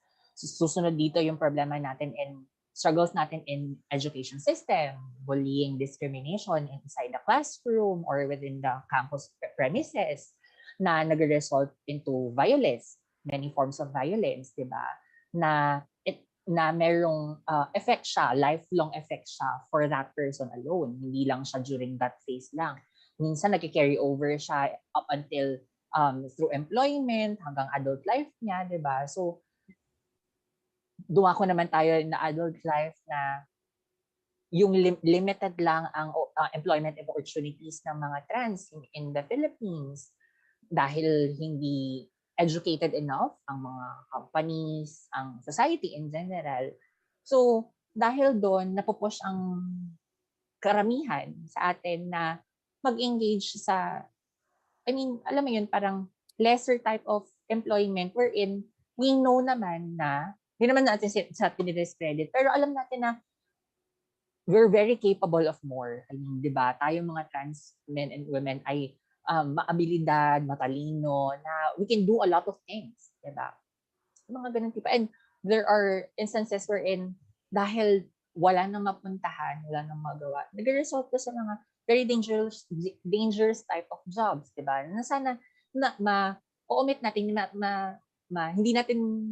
hindi tayo hantong doon sa aspetong yon kung aware ang everyone in our society. Correct. So nabanggit mo na yung lack of opportunities, hindi ba? Or discriminatory hiring policies in a lot of companies, even up to this day. Kaya napupunta tayo sa borders of society sa halip na mabigyan tayo ng opportunities for us to grow and reach our fullest potentials. Nawawalan tayo ng oportunidad, nananakawan tayo ng posibilidad na yun. At ang isang misconception na nabanggit mo ay ang pagturing nga sa pagiging transgender bilang isang mental health disorder na matagal naman ng nalinaw at napabulaanan. At dahil dyan, si-segue tayo kay bilang nasa usapin tayo ng mental health, no? Dr. Brenda, ano masasabi mo sa misconception na ito? Kasi sanga-sanga, no? So, ano yan, post-colonial effect. Because we have been under colonial rule, for a long time, 'di ba? So, ang Spanish dinala nila yung moralization of gender and sexuality. So, 'di ba? So, sila yung nag-introduce ng binary sa atin. In-erase nila yung ating transness and otherness, which was so rich and powerful during the pre-colonial times. And then the Americans introduced the reforms in the education system. Kaya nagkaroon na-introduce sa atin ng DSM at saka ang ICD, which at those points, 'di ba, pathologized genders and sexualities. Tapos medyo may may effect din sa ating yung mga post-Victorian rules, laws, 'di ba, ng mga colonial Commonwealth states, 'di ba, na yung criminalization of gender and sexuality. So that's become very problematic kasi yun yung na-ingrain sa mindset ng mga Filipinos. So much so that we forget about our past. Kaya nga, di ba, we have to talk about intersectionality as much as we have to talk about decolonization. Kasi yung past natin, pantay-pantay naman tayo. We have always been included, di ba? And in fact, we played very important roles in society. Bakit all of a sudden, may sakit kami kahit nawala? And in fact, it's kind of funny, di ba? Kung may sakit kami, why are you allowing me to teach? Di ba? Di ba? Oo, so kung talagang may sakit kami, panindigan nyo yan, di ba? Then of course, hindi lang naman sa sa work life yung nagiging problematic ang mental health. It can also affect someone very young sa school pa lang. Kasi And it can be more problematic kasi syempre what if yung mga intervention systems natin sa school hindi equipped to ngayon equipped na, I believe, kasi meron tayong Psychological Association of the Philippines LGBT Special Interest Group. So yung group nila namin actually are already there reaching out to schools so that we can actually train, di ba, yung mga guidance counselors, ganyan. Pero minsan kailangan pa rin natin ma-reach lahat ng mga school systems natin. Kasi nung mga earlier years, may mga pink forms na tinatawag yung ibang schools na pag halimbawa yung gender expression mo is feminine, di ba? If you're in an all-boys school, pwedeng iwa-warn ka how to proceed. Tapos, syempre yung pagpapagupit pa lang ng hair can be very traumatizing for some trans girls, and yung bawal na magpagupit naman yung pagpapasuotin ka ng palda can be traumatizing for some trans boys, 'di ba? At saka yung right to your self-identification. What if you really wanted to use that name? Kahit sa mga quiz mo, tapos ipagbabawal ka, pwedeng i-zero yung test mo because you didn't put the name that was assigned to you at birth. 'Di ba? Yung immutability ng mga birth certificates natin. Pag nag-a-apply tayo ng jobs, lagi na lang may birth certificate. Eh, 'di ba once lang tayong pinanganak? Bakit tayo pinapanganak every time na nag-a-apply tayo? You know, parang kino-confirm nila na papanganak ka ba ulit at nagbabago siya each time. 'Di ba? So from school to to work, I had an experience also like being in a choir. Na I started singing as a quote unquote boy soprano. Tapos growing later on, minomove nila ako sa male voices sa mga tenors because boys daw should sing like this and then girls should sing like this. And for me, that was a traumatizing experience. Kasi that's not my true voice, you know. And just because I present like this and I sound like this doesn't mean you have to put me in a section that you think dun ako. So that will also hamper my dream of becoming a singer. And it took me a long time. Like I have to get to Hong Kong for me to be part of a soprano section. Diba? And to wear what the other sopranos are wearing, ganyan. So yung affirming moment happens sometime later. Pag hindi ka na give up. And in my case, I never gave up. At dahil dyan, sample naman daw, Dr. Brenda, ng soprano voice.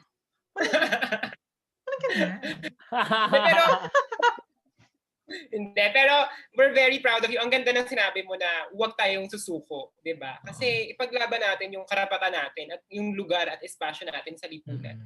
No matter how difficult. Again, syempre hindi lahat tayo kayang gawin 'yan, pero hanggang kaya natin gawin natin. Tsaka 'di ba, sa mga sinabi niyong tatlo, yung mga challenges, yung struggles and misconceptions na ito, isa lang naman yung epekto nila Negative ang effect nila sa ating mga trans people. Sa paraan ng pagbuhay natin sa ating mga sarili, 'di ba? Walang positive effect ang mga diskriminasyon, ang mga struggles na ito sa atin. Kaya ang panawagan dito is for the community, for society, for everyone around us to just try and understand us and accept us as who we are, 'di ba? Without the discrimination. Dahil hindi naman po kami nangangagat. Hindi namin kayo kakagatin. 'Di ba? Pare-pareho lang tayo ng gusto. Gusto lang natin maging masaya at totoo sa ating mga sarili. Hindi ba, Sis Mela? Yes. At bago tayo magpatuloy sa diskusyon natin, I think si Nick ay may gusto kong sabihin at this point. Yes, Nick? Sometimes nakakalungkot din kasi we experience discrimination inside the LGBTQ community din.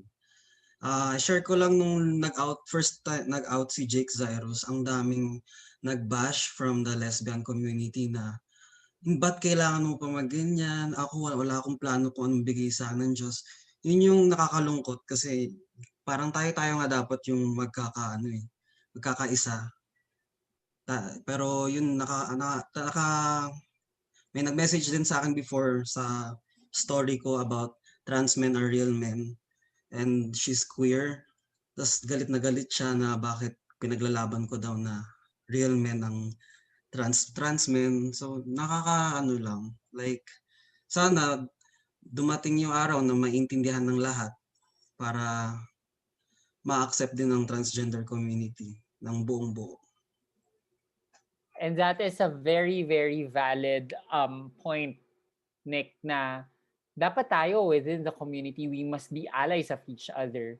Diba? If we are looking for allyship outside of the LGBTQ plus community, mas lalong dapat nating hingin yung allyship and yung respect and understanding, of course, within our community because we are experiencing similar experiences of discrimination. We are experiencing similar struggles ng proving our worth, just telling the world that we're valid, na ang sakit pag within our community we are being invalidated. And that being said, ang dami na nating narinig na discrimination, ang dami nating narinig na struggles, paano ba makakatulong ang SOGI Equality Bill so that we can fully alleviate the discrimination that we are experiencing?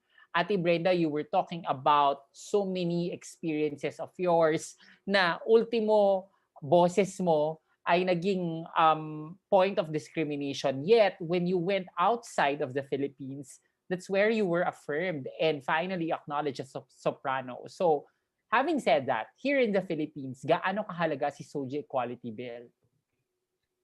Sobrang halaga, no? Kasi, pero hindi lang yung bill ang kailangan natin. We also have to fight hard para ma-change yung culture, yung mindset din natin ng mga Filipinos about a lot of things, di ba?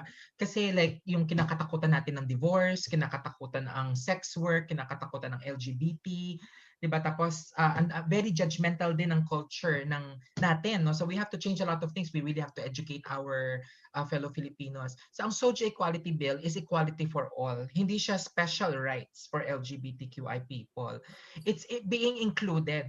Kasi lahat naman ng tao may SOGI SC tayong lahat, 'di ba?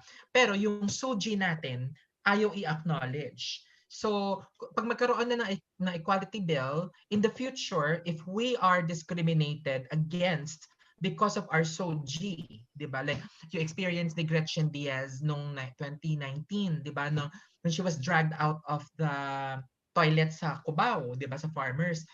Kung kasi ng Quezon City, meron na siyang SOGI, meron siyang anti-discrimination ordinance.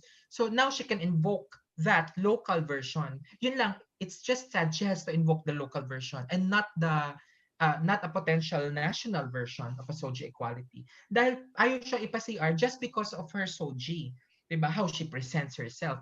And it's also reflective that Filipinos love to identify and police our identity just based on our presentation. So yung social presentation mo, may label ka agad. And a lot of us, including in my case, minsan takot nang MRT or LRT kasi 'di ba naka-pentel pen doon yung lalaki at babae. And the guards, can be very can be very cruel sometimes in dragging trans people out of a particular line dahil hindi sila nagma-match doon sa ina-identify nila. Kung may SOGI equality bill, bawal na yan dapat. And pag halimbawa hindi ka na promote sa work or na-terminate ka unjustly and ma-determine talaga na it's because of your SOGI, then pwede ka mag-file ng case. So, ang presence nito, and pwede naman it can work the other way around. What if you're straight tapos you were discriminated against because of that, di ba? Or what if you are cisgender tapos you were fired of work because you are cisgender? Then you can also invoke that, di ba? Kasi nga equality bill siya dapat. So that's where it begins. At patuloy nating isisigaw at patuloy nating ipalalakas ang ating campaign towards the passage of this equality bill because we believe that it will benefit not just the LGBTQ plus community, but every person who's discriminated based on his, her, their sexual orientation, gender identity, and expression. Ito naman yan interested akong malaman because now we are pushing for SOGI equality bill. But eventually, of course, we are dreaming of laws and bills that could help us affirm our being trans. Anong pangarap mo para sa Philippine society? Ano yung pangarap mo in terms of us living our truths as trans people and for the law to protect our being trans people?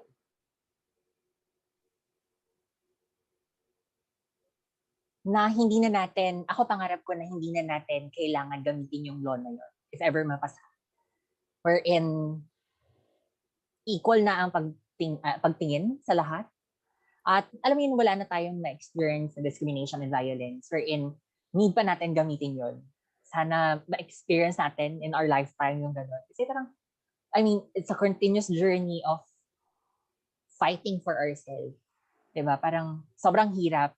Hindi naiintindihan na lahat na sobrang every day is a struggle for a person na nag-identify as trans. Na ano man laman ba yung maging kind ka as little by, I mean, not doing any discriminatory practices towards other person. Mga ganong tipo. And I hope na maging open yung mind ng madlang people na continuous pa rin kasi yung misconception with social equality bill. Bubuti yung sinabi ni Miss Brenda yun na hindi lang ito ay directed for us, members of the LGBT community, but for everyone, di ba? Na everyone magbe-benefit nito. And maganda yung mga ganun na merong available na bills. Na common na sinasabi ng mga tao na meron na exist bakit na kayo mga ganyan-ganyan. However, there are loopholes na hindi naiintindihan na there are loopholes with it na mas may pag-ibayad, mas magagamit natin to dahil mas inculcated in the bill yung mga specific na struggles natin. But however, specific siya sa atin pero shared experience din na ng ibang mga genders as well, which they can use as well. So, yeah. Nick, may pangarap ka pa bang law aside from social equality bill na maipasa for us trans people? Siguro para sa mga yung katulad sa US na may health care, I mean related sa na transgender community. Yung parang mga benefits from makukuha sa work, health benefits na magagamit for transitioning. Para lalong-lalo na para sa mga taong hindi nila afford makapag-transition stuff, surgery. Yun, sana magkaroon din dito balang araw para marami ding matulungan mga kapatid natin. Yun lang naman. Nasabi na rin po ni Miss Yanyan yung mga sa isip ko kanina. And we will continue to be dreaming of that day na ang ating kalusugan ay ipahalagahan at i-recognize ng ating state. More so, ako as a trans person, I'm hoping that one day there is a gender recognition law that will hopefully recognize our gender in our legal documents. That hopefully we will be seeing our names and our gender in our documents, that we don't have to explain ourselves anymore. Yung sa pala mga number tao. 1. Diba? Documents. Yes. So, yun ang pangarap ko. How about you, advocacies? Thank you, advocacies. Tama ka dyan sa nabanggit mong gender recognition law na nabanggit din ni Ate Brenda kanina, di ba, na meron sa UK, in Australia, and in other progressive countries. Kasi nga, from the word of the law itself, recognition, di ba? We need that recognition. We need to be recognized as the women, as the men that we are, di ba? Kasi with that law, walang magagawa ang private institutions about us. Hindi nila tayo ma-deny because it's already the state, yung bansa na natin mismo ang nag-empower at nag-recognize sa ating identities. So someday, hopefully, magkaroon tayo niyan. And sabi nga ni Nick, support from the country for medical transition that other first world and progressive countries already have. Di ba, may subsidy for medical transition in other countries. So hopefully, magkaroon din tayo niyan here in the Philippines. And we're hopeful, di ba? Dati nga, walang Victoria by LoveYourself, walang clinics, di ba? Pero ngayon, marami na rin dumadating at naitatayo. So, papunta tayo sa direksyon na yon at patuloy ang laban. So, thank you sa inyong mga sagot. Ngayon, nabanggit na itong topic na ito kanina, no? Isang konsepto na talaga namang very prevalent at buhay na buhay sa ating komunidad bilang trans people. Pero gusto natin siyang bigyang liwanag at ipaliwanag sa ating audience. No? So ang next question natin is a concept that is called passability. Diba? Can you tell us more about how about this concept of passability for trans people? Dr. Brenda. No, when I remember nung time namin, yun ang idea talaga, yun ang pinaka-concept na kailangan you pass as a woman or you pass as a man, di ba? We didn't use the word transition, we didn't have the word transgender, pero the idea is there. And akala namin tuloy, syempre we were a lot younger noong time na yon. Akala namin that's the norm. In order for you to blend in, di ba, to be respected, to be recognized, to be accepted, you have to pass as that gender you identify yourself as. And it will take me some years later to realize na nawawala yung diversity, nawawala yung uniqueness, yung personhood mo in the process because you compromised it based on the expectations of others. And at the end of the day, you have that right, diba, of self-determination and self-identification. Kaya ang possibility is like kung ano yung ideas natin ng feminine sa country natin, yun yung idea natin. Kaya sa mga surgeries na nauuso noon, 'di ba, na kailangan you have to do this to your cheeks, your nose, ganyan. Minsan it's not about being a woman lang. It's also about being a woman of a different ethnicity. Nagkakaroon ng amalgamation ng ating as Filipinos, we're already mixed lineage, 'di ba? Pero nag-amalgamate pa tayo into something else because yung idea natin ng feminine and beautiful, it's not really as pure as we wish it to be, 'di ba? So, and yung gustong gumanda, ayaw nilang mabubuking sila. You know, that's why we used to have the term stealth. We cannot also take that away from some trans people. It's their right, you know, it's someone else's right to pass, diba? It's what they want.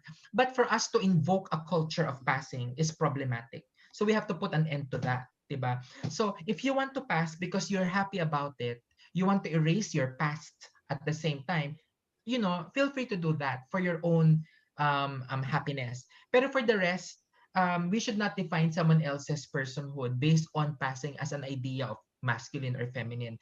And we have to really celebrate diversity, di ba? And embrace, o sabi nga nila, love yourself. Yes. Embrace yourself, love yourself. At babalikan natin, Ate Brenda, no, kung bakit problematic ang konsepto ng passability, especially kapag ini-invoke natin to others. Pero gusto ko munang puntahan si Nick. Ikaw naman, Nick, bilang trans man naman, meron buhay din ba o malala din ba yung pagkakaroon ng passability among the trans men community? Oh, yes, kasi lalo na yung ako wala akong facial hair. Yung meron ako mga kilala na parang mas ano sila with facial hair. So parang nagtatanong yung ibang tao, ba't wala kang facial hair? But ano, like hindi parang meron akong mga kilala na sinasabihan sila na pag nag-shave sila, mukha pa rin daw silang babae, ganyan. So ano, kaya pinapaintindi ko sa mga tao na hindi porket ganito yung trans man or transwoman, kailangan babaeng babae, lalaking lalaki. Kasi I know a few na very mga trans men na hindi trans masculine. And nafe-feel bad ako for them kasi parang ginajudge sila by the way they move, they talk. Pero ano sila, like hetero sila. It's just lang. Yun nga, nakakasawa din actually yung pag-judge ng mga kaya sinasabi ko sa kanila na wag nila intindihin yung sinasabi ng iba. Just, be yourself. Basta comfortable ka sa sarili mo. Yun yung mahalaga. I encourage them to, wag na magpapadala sa sinasabi ng ibang tao. Correct. Yeah, so tama ka, di ba? At nabanggit din ni Ate Brenda, ang mahalaga ay masaya ka sa sarili mo. And di ba nasabi rin ni Ate Brenda yung kahalagahan ng diversity and uniqueness. Kasi iba't iba tayong tao at hindi naman tayo pwedeng magkakamukha dahil hindi naman, di ba? Matrix ba ito? So, kailangan nating i-celebrate yung beauty and diversity and our own uniqueness. At dahil dyan, gusto ko ring puntahan, of course, ang aking anak na si Yanyan. Bakit po, nasabi ni Ate Brenda kayo na problematic ito? So bakit problematic at dangerous ang konsepto ng passability? Thanks, Mom.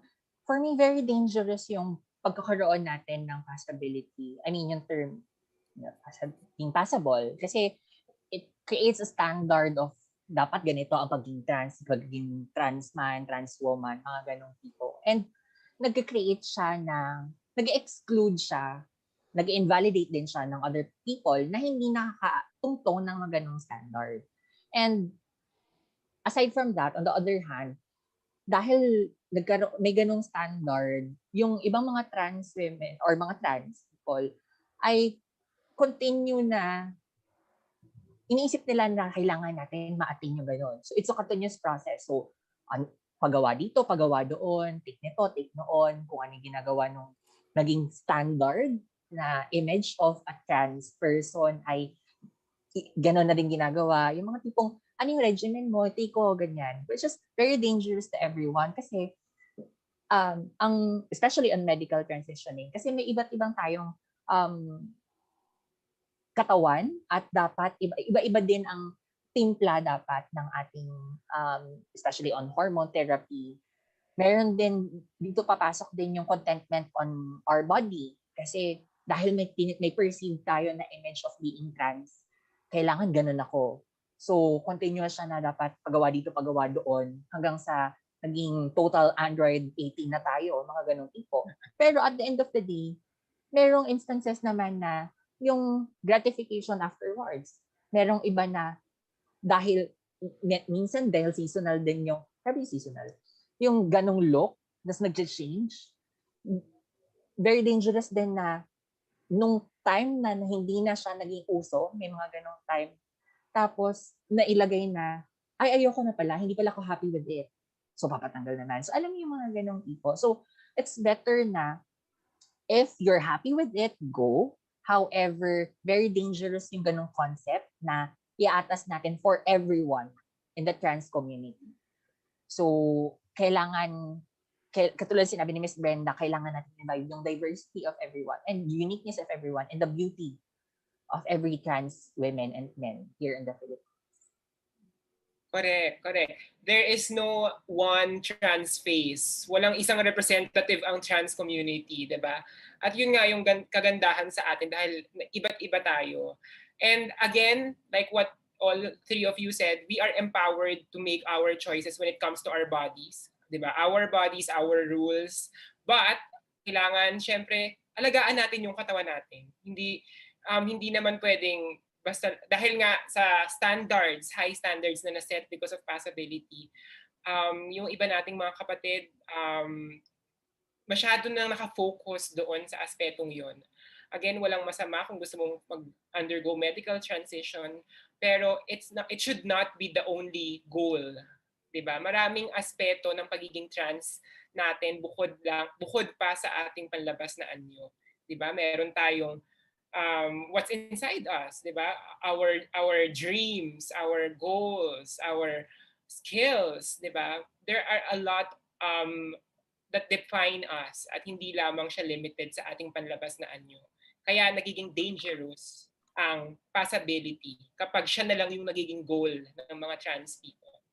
Because again, it's not the end all be all of being trans. Thank you sa inyong tatlo and Mars Peachy. Correct. At dapat dyan, tandaan natin, know yourself, love yourself. Ganon. Ayan, thank you very much sa inyong tatlo at napaka-dami naming natutunan na nalaman din na tuloy-tuloy pa rin ang laban. Ipasok pa rin natin ang SOGI Equality Bill na patuloy pa rin po natin na itinatayo, isinusulong at naway maaprubahan na po.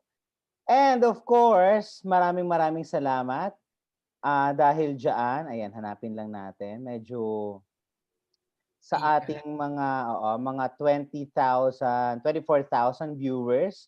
Ayan, thank you for staying late.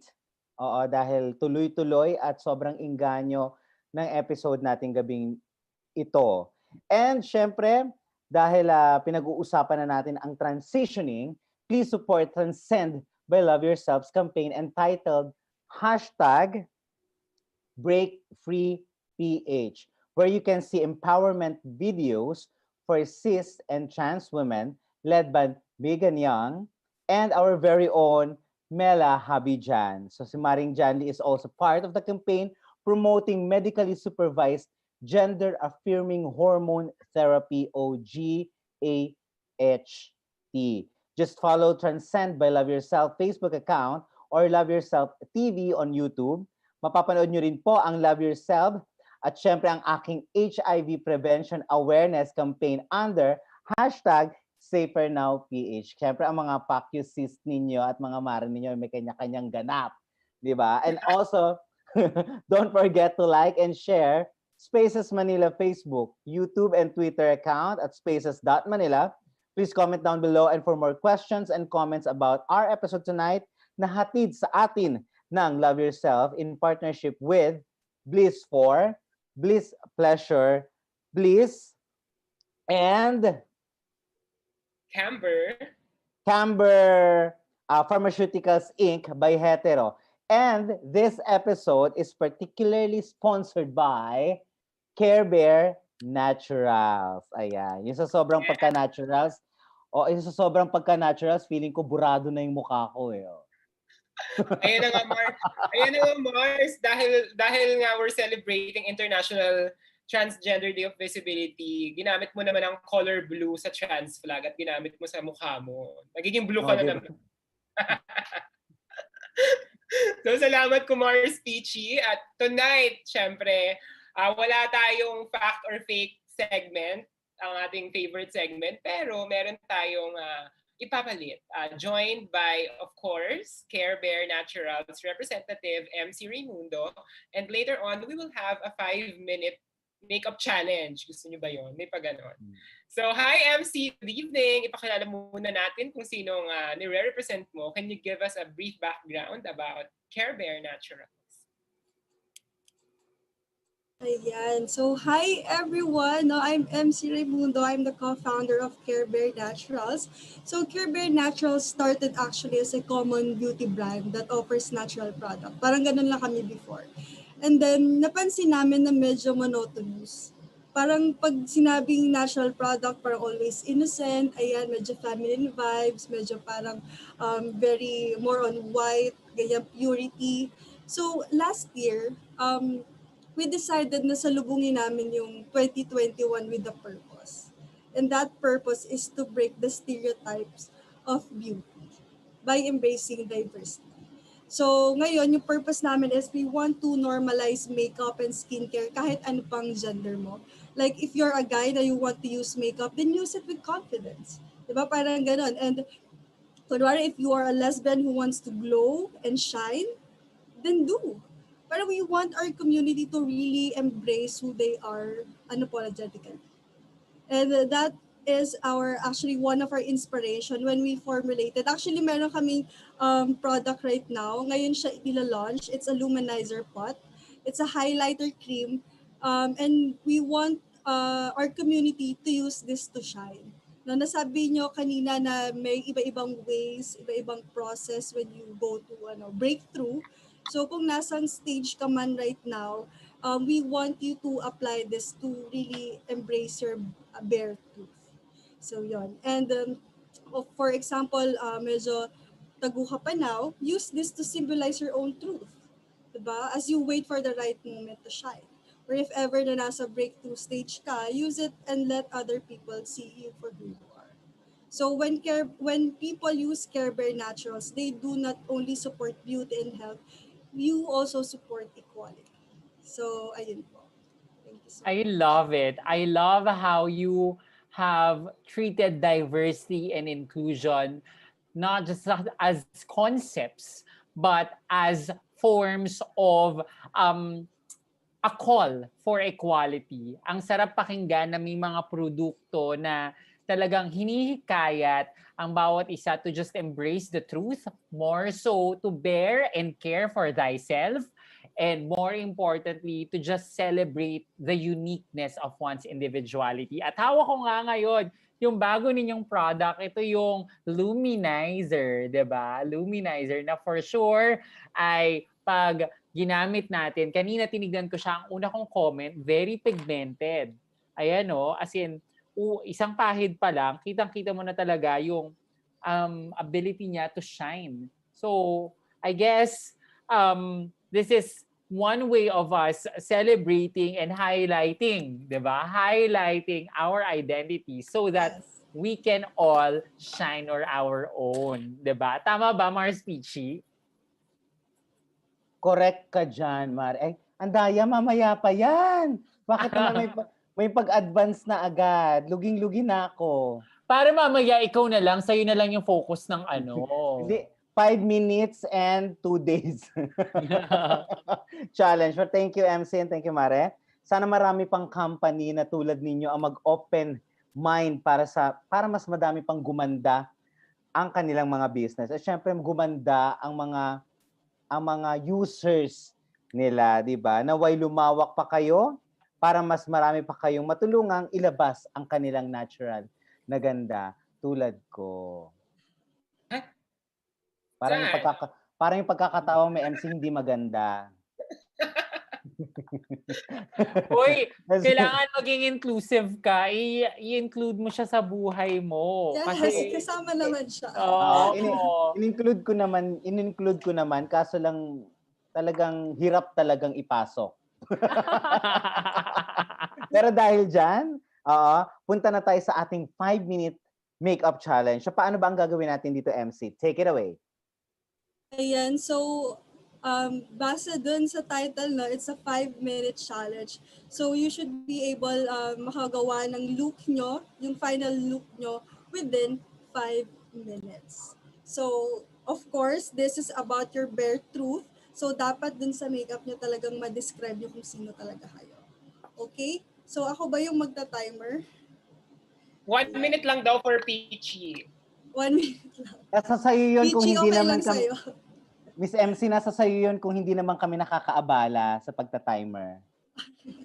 And ito na po, naglalagay ko. Sisimulan na ba natin? Yes, okay. Sasabihin ko pag mag-start na tayo. Sige. Prayers na lang ako, ha? Ayan, magta-timer sa screen. Alright. Sige, in 3. Ready na ba ang timer? Ayan. Yes. In 3, 2, 1, start. Ayan, Peachy. Gamamit ka daw ng gamitin mo daw yung facial foam. Paghilamos ka yun? Paghilamos ka daw. Wait lang. Alam nyo, natitense ako sa 5 minutes. Correct. Nakaka-pressure naman po to. Ayan, Carebare na. Diba? Beauty vlogger. Oh. Correct. Anong ginagamit nyo ngayon? Ako yung luminizer.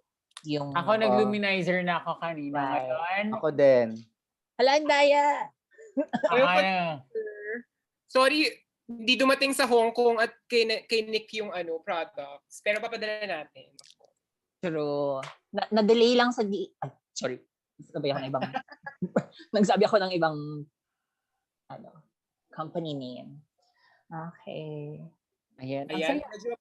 Medyo first time ko lang parang mag-makeup kineso. Correct. Ano ito, makeup vlog? Parang first time ko din to. Na na magpauto. Charing. Ang ganda. In fairness, correct. So, ginagamit ko naman ngayon yung brownish na luminizer. Uy guys, multi-purpose yung yung ito. Bongga ako ginamit ko both. Bare Blossom. So kanina, dahil morena skinned ako, bagay sa akin tong bronze. Ayan. Correct. So, mas ang bongga nito, very buildable. Oo. Tapos, for my eyes na highlight, yung itong white. Ayan. Same. So ginamit ko yan.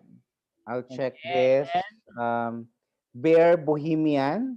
Siyempre, kailangan ilapat natin lahat sa mukha yung mga Ang taray. Ako yung lips ko naman, mas gusto ko kasi pag mga ganitong simplihan lang, yung medyo nude ang datingan. So gumamit ako ng Bare Blossom. Ayan. So Bare Blossom, yan ang ginamit kong makeup naman. Gusto ko yung mga pangalan nila, diba? Pangalan, mga shades.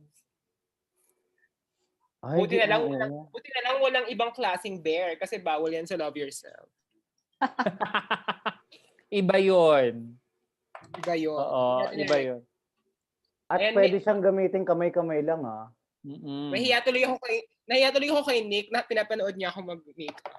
Ba't ka naman nahihiya kay Nick? Nick, pwede ba daw? Pwede ba daw siya mag-makeup sa harap mo? Pwede naman. Pwede daw. Ikaw ba, Nick, naglalagay ka ng for trans men?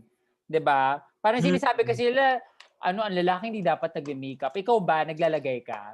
No, toxic masculinity na yung gano'n. Lalo sa skincare, medyo maarte din ako sa balat talaga. So feeling ko, Nick, bagay to sa'yo, yung lift. Ayan. Ay, eto, feeling ko itong sa mga pang malalaki, yung summer break. Oo. Kasi parang natural lang siya. Ayan, syempre gusto natin ng lalaki na nag-aalaga ng sarili niya. Tama. Correct. At meron din silang vitamin C, 'di ba? May vitamin C Inumin mo na yan, Mars Peachy. Nainom ko na nga. Kasama ba yung bote? Ayan 'di ba? Napakahalaga ng vitamin C sa skincare routine. Ikaw ba, Ate Brenda, ano ka sa balat mo? Kasi syempre pero more of ang focus ko is anti-aging. So ang reminder for everyone, if you wear vitamin C or retinols or mga acids, 'di ba? Dapat laging mag-SPF. Yes. Every day, walang palya. Ayan. Yes. So ginamit ko ang birthday kiss na lip tint ba siya? Or lips. Anong tamang? Birthday kiss ay velvet.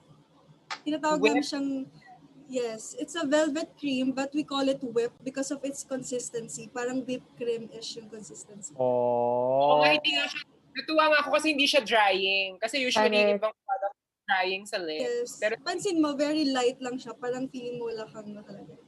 Correct. 15 seconds. Ayan, ginagamit ko rin ang lipstick na blush pag nagmamadali. So, gamitin na lang natin.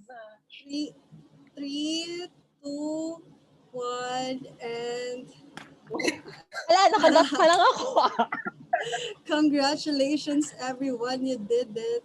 Everyone is very, 5 minutes na pala yun. Ayan na. Yes, 5 minutes. Di ba, Miss Tisa? Wala, hindi ko na-blend. And just shine, diba? Ayan. Sana appreciate ni Nick yung makeup ko.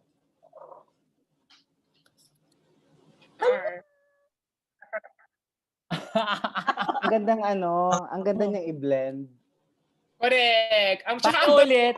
Sabi ni Peachy, ang ganda niyang i-blend. Yung talagang nagandahan talaga siya sa sarili niya. Kasi kanina pang Happy Halloween eh. Ngayon, ano na? Inilagyan ko na pang fairy tale na. Love it. Pang fairy tale, sis. Ayan. So, anong after our 5-minute challenge? Meron bang May payo na ba ulit? Hindi, ayan. Hindi yata itong gamitin after after putting all makeups. Yes, actually this is perfect for Nick as well. Kasi pwede siyang skincare mo lang din para for example kung mainit o malamig, ikikip niya yung skin mo ng stay put lang, hindi nag-oily, hindi nag-dry and all. So, moisturize sa inyo. In fair mo. Pwede rin siyang setting spray. Yes. 2-in-1 na siya. Skincare and setting spray. So, kinikip niya yung face mo very hydrated. Mars Peachy nga ka nga. Nainom ko na nga yung kalahati eh. Ayan, so thank you so much, MC, sa iyong for of course joining us tonight and for sponsoring our episode. Naway matulungan niyo pa ang kumare naming si Peachy para sa mga pangangailangang kagandahan niya. Ayan. So ito po ang aking finished product. Ayan, sige, tag niyo yung Care Bear. And we will post you on our social media accounts. Thank you so much for having Care Bear tonight. We really, really appreciate it. And isa to sa mga talagang advocacy namin na we want to be really open about this. Kasi syempre, yung advocacy namin hindi naman pwedeng sasabihin lang namin siya sa community. It should start with us. So thank you so much for this opportunity. Yun, Thank you, MC. Thank you so much. Pero saan namin kayo mabibili? Saan makikita ang Care Bear? How do we order these products? And thank you so much for that question. Sige, you can order Care Bear on Instagram. You can order it on Shopee. And AOICT. So, yun yung sites na pwede nyo makuha yung Care Bear. Alright, just type Care Bear Naturals. And may link na naman doon to all to our other social media accounts. Facebook na rin pala. Ayun. Thank you. Yay! For mga mare, anong salamat. nagustuhan ninyo na product ni Care Bear? Well, ako yung far, itong bago nila, dahil Yes, tayo. luminizer, tapos maganda yung setting spray kasi it finishes the look. Tapos yun nga, maraming salamat kasi may 4 silang binigay sa atin na lipstick, 'di ba? So 4 na colors. Ayan, at ang ganda ng lipstick, ang whipped velvet na formula dahil very light sa lips at non-drying. Ako yung foam, facial foam, super lift. Ginamit mo talaga, sabi ko. Oo. Ginamit ko siya kanina bago tayo mag-start. Maasim ba, Mars? Mabango siya and amoy candy. Sa sobrang lift niya, munti ka nang umangat yung paa ko. Ayan. So, thank Gusto ko yung pagangat ng paa.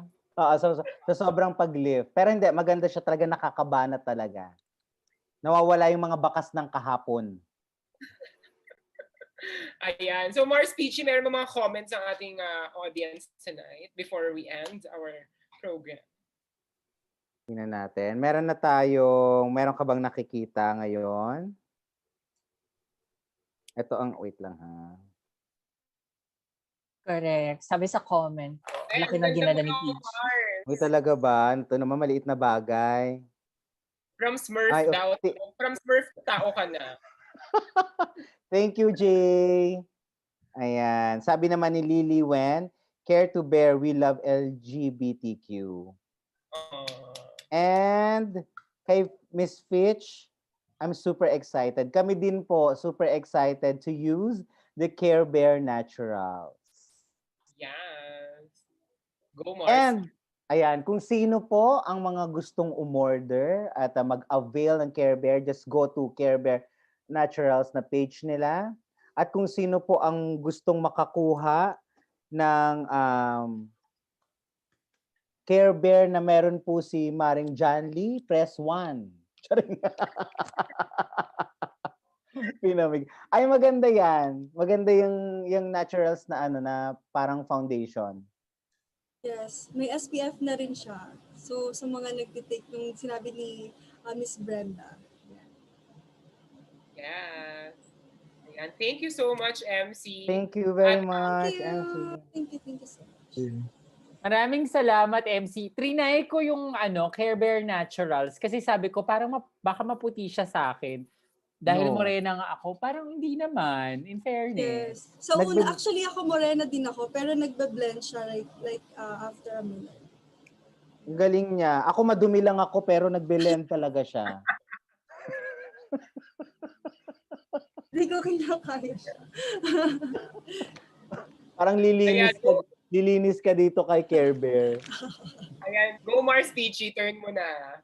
And ayan, thank you very much, Miss MC. And siyempre, sa ating walang sabang sumusubaybay sa 160,000 na viewers na talagang hindi tayo iniiwanan. And thank you very much sa ating Miss Trans Global 2020, ang Pandemic Queen.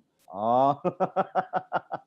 Gusto ko yung Pandemic Queen. And siyempre, si Maring Mela. At siyempre, magpapasalamat tayo sa ating mga sponsors and partners ngayong gabi. The Spaces MNL Fact U is presented by LoveYourself in partnership with Bliss 4, Bliss Pleasure, Enhancing Lubricants, Bliss, and Camber Pharmaceuticals Inc. by Hetero. This episode is particularly sponsored by Carebare Naturals. And also don't forget to watch and follow our other Spaces Manila shows, Love, Sex, and Drug every Tuesday night, Her Story and Flourish, our alternating every Wednesday, Kings and Queens, na syempre nandiyan dyan ng aking kumare, na si Kumaring John Lee, every Friday night, Queen's Night, every Saturday night, and of course, Fact You every other Monday at 8 p.m. Maring John Lee? Yes, thank you so much, Mars Peachy. At patapos na naman ang isang episode natin ngayong gabi. Medyo mahaba, pero again, laging masaya at laging informative. Tonight, we've learned how to care for ourselves and allowed ourselves to bear our truths. Cisgender or transgender ka man, we are more alike than we know, diba? Kaya ang main takeaway ko for tonight is that we should, since we are celebrating the International Transgender Day of Visibility, like what Sis Brenda said earlier, this day should be celebrated every day, not just on the 31st of March. Dahil every day we are alive, every day we are visible, every day we are real and valid and true. So this is just one way of celebrating this very special day. But even after this episode, we should keep on talking about our realities, our lived experiences as trans men and women, hindi ba? So that includes the struggles and challenges that we face. That includes the different ways that we transition, or maybe the reasons why we are not transitioning. And that involves the variety or the diversity of our realities as trans people. And again, it's very important to celebrate this diversity in the way we live our lives, because we thrive in this diversity and there is beauty in diversity. And that's one very important thing that we should all remember as trans people. Advocacy, Smela. I am inspired by your synthesis, Sis Janly. You know that my being trans came about because of your help, and I will never get tired of declaring that to the world. At gusto kong panghawakan yung sinabi ni Yanyan kanina na mahalaga para sa isang transgender person, mahalaga para sa isang taong miyembro ng LGBTQ+ community ang salitang buo. Dahil dun sa pagkabuong yun, doon mo makikita ang kahulugan ng iyong buhay. More so, if you are whole, you will never be afraid. You will always be courageous in taking up your space, in living your life to the fullest, in conveying the message of love that you have within yourself. We've always realized as trans people that it is us who define our worth, more so the capability that we have as people. Kaya laging panghawakan ang pagiging buo ng sarili because that defines our individuality. And I guess with our individuality, there's always uniqueness. And that uniqueness can bring about diversity. I loved that we highlighted the fact that there's no one face to being trans, but rather, there are many different forms, shapes, sizes, colors, and ideas of what a trans person is. Because at the end of the day, we are a representation of what diversity is and what diversity should be. Correct. Maraming salamat sa inyong mga advocacies. At lagi niyong tatandaan, know yourself, love yourself. Charing. At syempre ako maging open-minded lang talaga tayo. So have an open mind because change is inevitably constant. At napakaganda kung ang nagbabagong mundo ay walang diskriminasyon. Tama. Walang pang-aapi at walang bahid ng pagkawatak-watak dahil lamang sa gender. Dahil hindi naman ito talaga dapat nangyayari. Maging open-minded tayo sa katotohanan, kasama at kaagapay natin ang ating mga kapatid na transgender sa buhay. Maging open-minded tayo na they care for themselves and others, and that this gives them the power to bear the truths. Maging open-minded tayo para yumaman ang puso sa pagmamahal at magising sa katotohanan na transgender people are valid. Tara, tsaa tayo. Tsahin na tsahin, di ba? Salamat, open-minded Peachy, na pinayayaman ng pagiging open-minded niya. So, ang episode natin tonight ay tumatalakay sa pagkakaroon ng representasyon sa mga tulad ko, sa mga tulad naming transgender persons sa ating komunidad. Nais nating ipaalam sa mga nakararami na ang experience at journey namin ay valid at hindi kailanman dapat humadlang sa pag-unlad nating lahat. Hindi ba? Dahil sa kung masaya tayo sa kung sino tayo, makakatulong ito upang mapaunlad natin ang ating mga sarili at matulungan natin ang ating kapwa na umunlad. Ako po muli si John Lee at nagpapasalamat ako sa inyong patuloy na pagsuporta. At maraming salamat sa iyo, Advocacies Jolly at Advocacies Peachy, sa patuloy na paghawak ng ating mga kamay. At maraming salamat sa ating pinagpipitaga ng transgender people who are real representatives of the colorful trans community. Ate Brenda, Nick, and Yanyan, salamat sa inyong patuloy na pagtayo ng ating bandera. At hindi dahil nakaputong sa akin ang korona ng Miss Trans Global 2020, kaya ko sasabihin ito. Dahil may corona o wala, I will continue to speak out and talk about the stories and narratives of trans people until everyone is recognized and listened to, until our human rights are upheld, and until trans people are treated equal with everyone. At naririto ang Fact U para patuloy na ihatid sa inyo ang makatotohanang laban ng LGBTQIA+ community. Ako po si Mela Habijan, hanggang sa muli nating pagsasama. Peachy? At ako naman po si Peachy Roberts na nagpapaalala na think before you click. Charing. Meron na. Diba? Know yourself, love yourself. Ayan, charot lang. So let's have an open mind so we can be kinder to one another. Sana po marami ulit kayong natutunan sa episode natin ngayong gabi. Maraming salamat sa ating mga sponsors at sa lahat ng mga nanunood.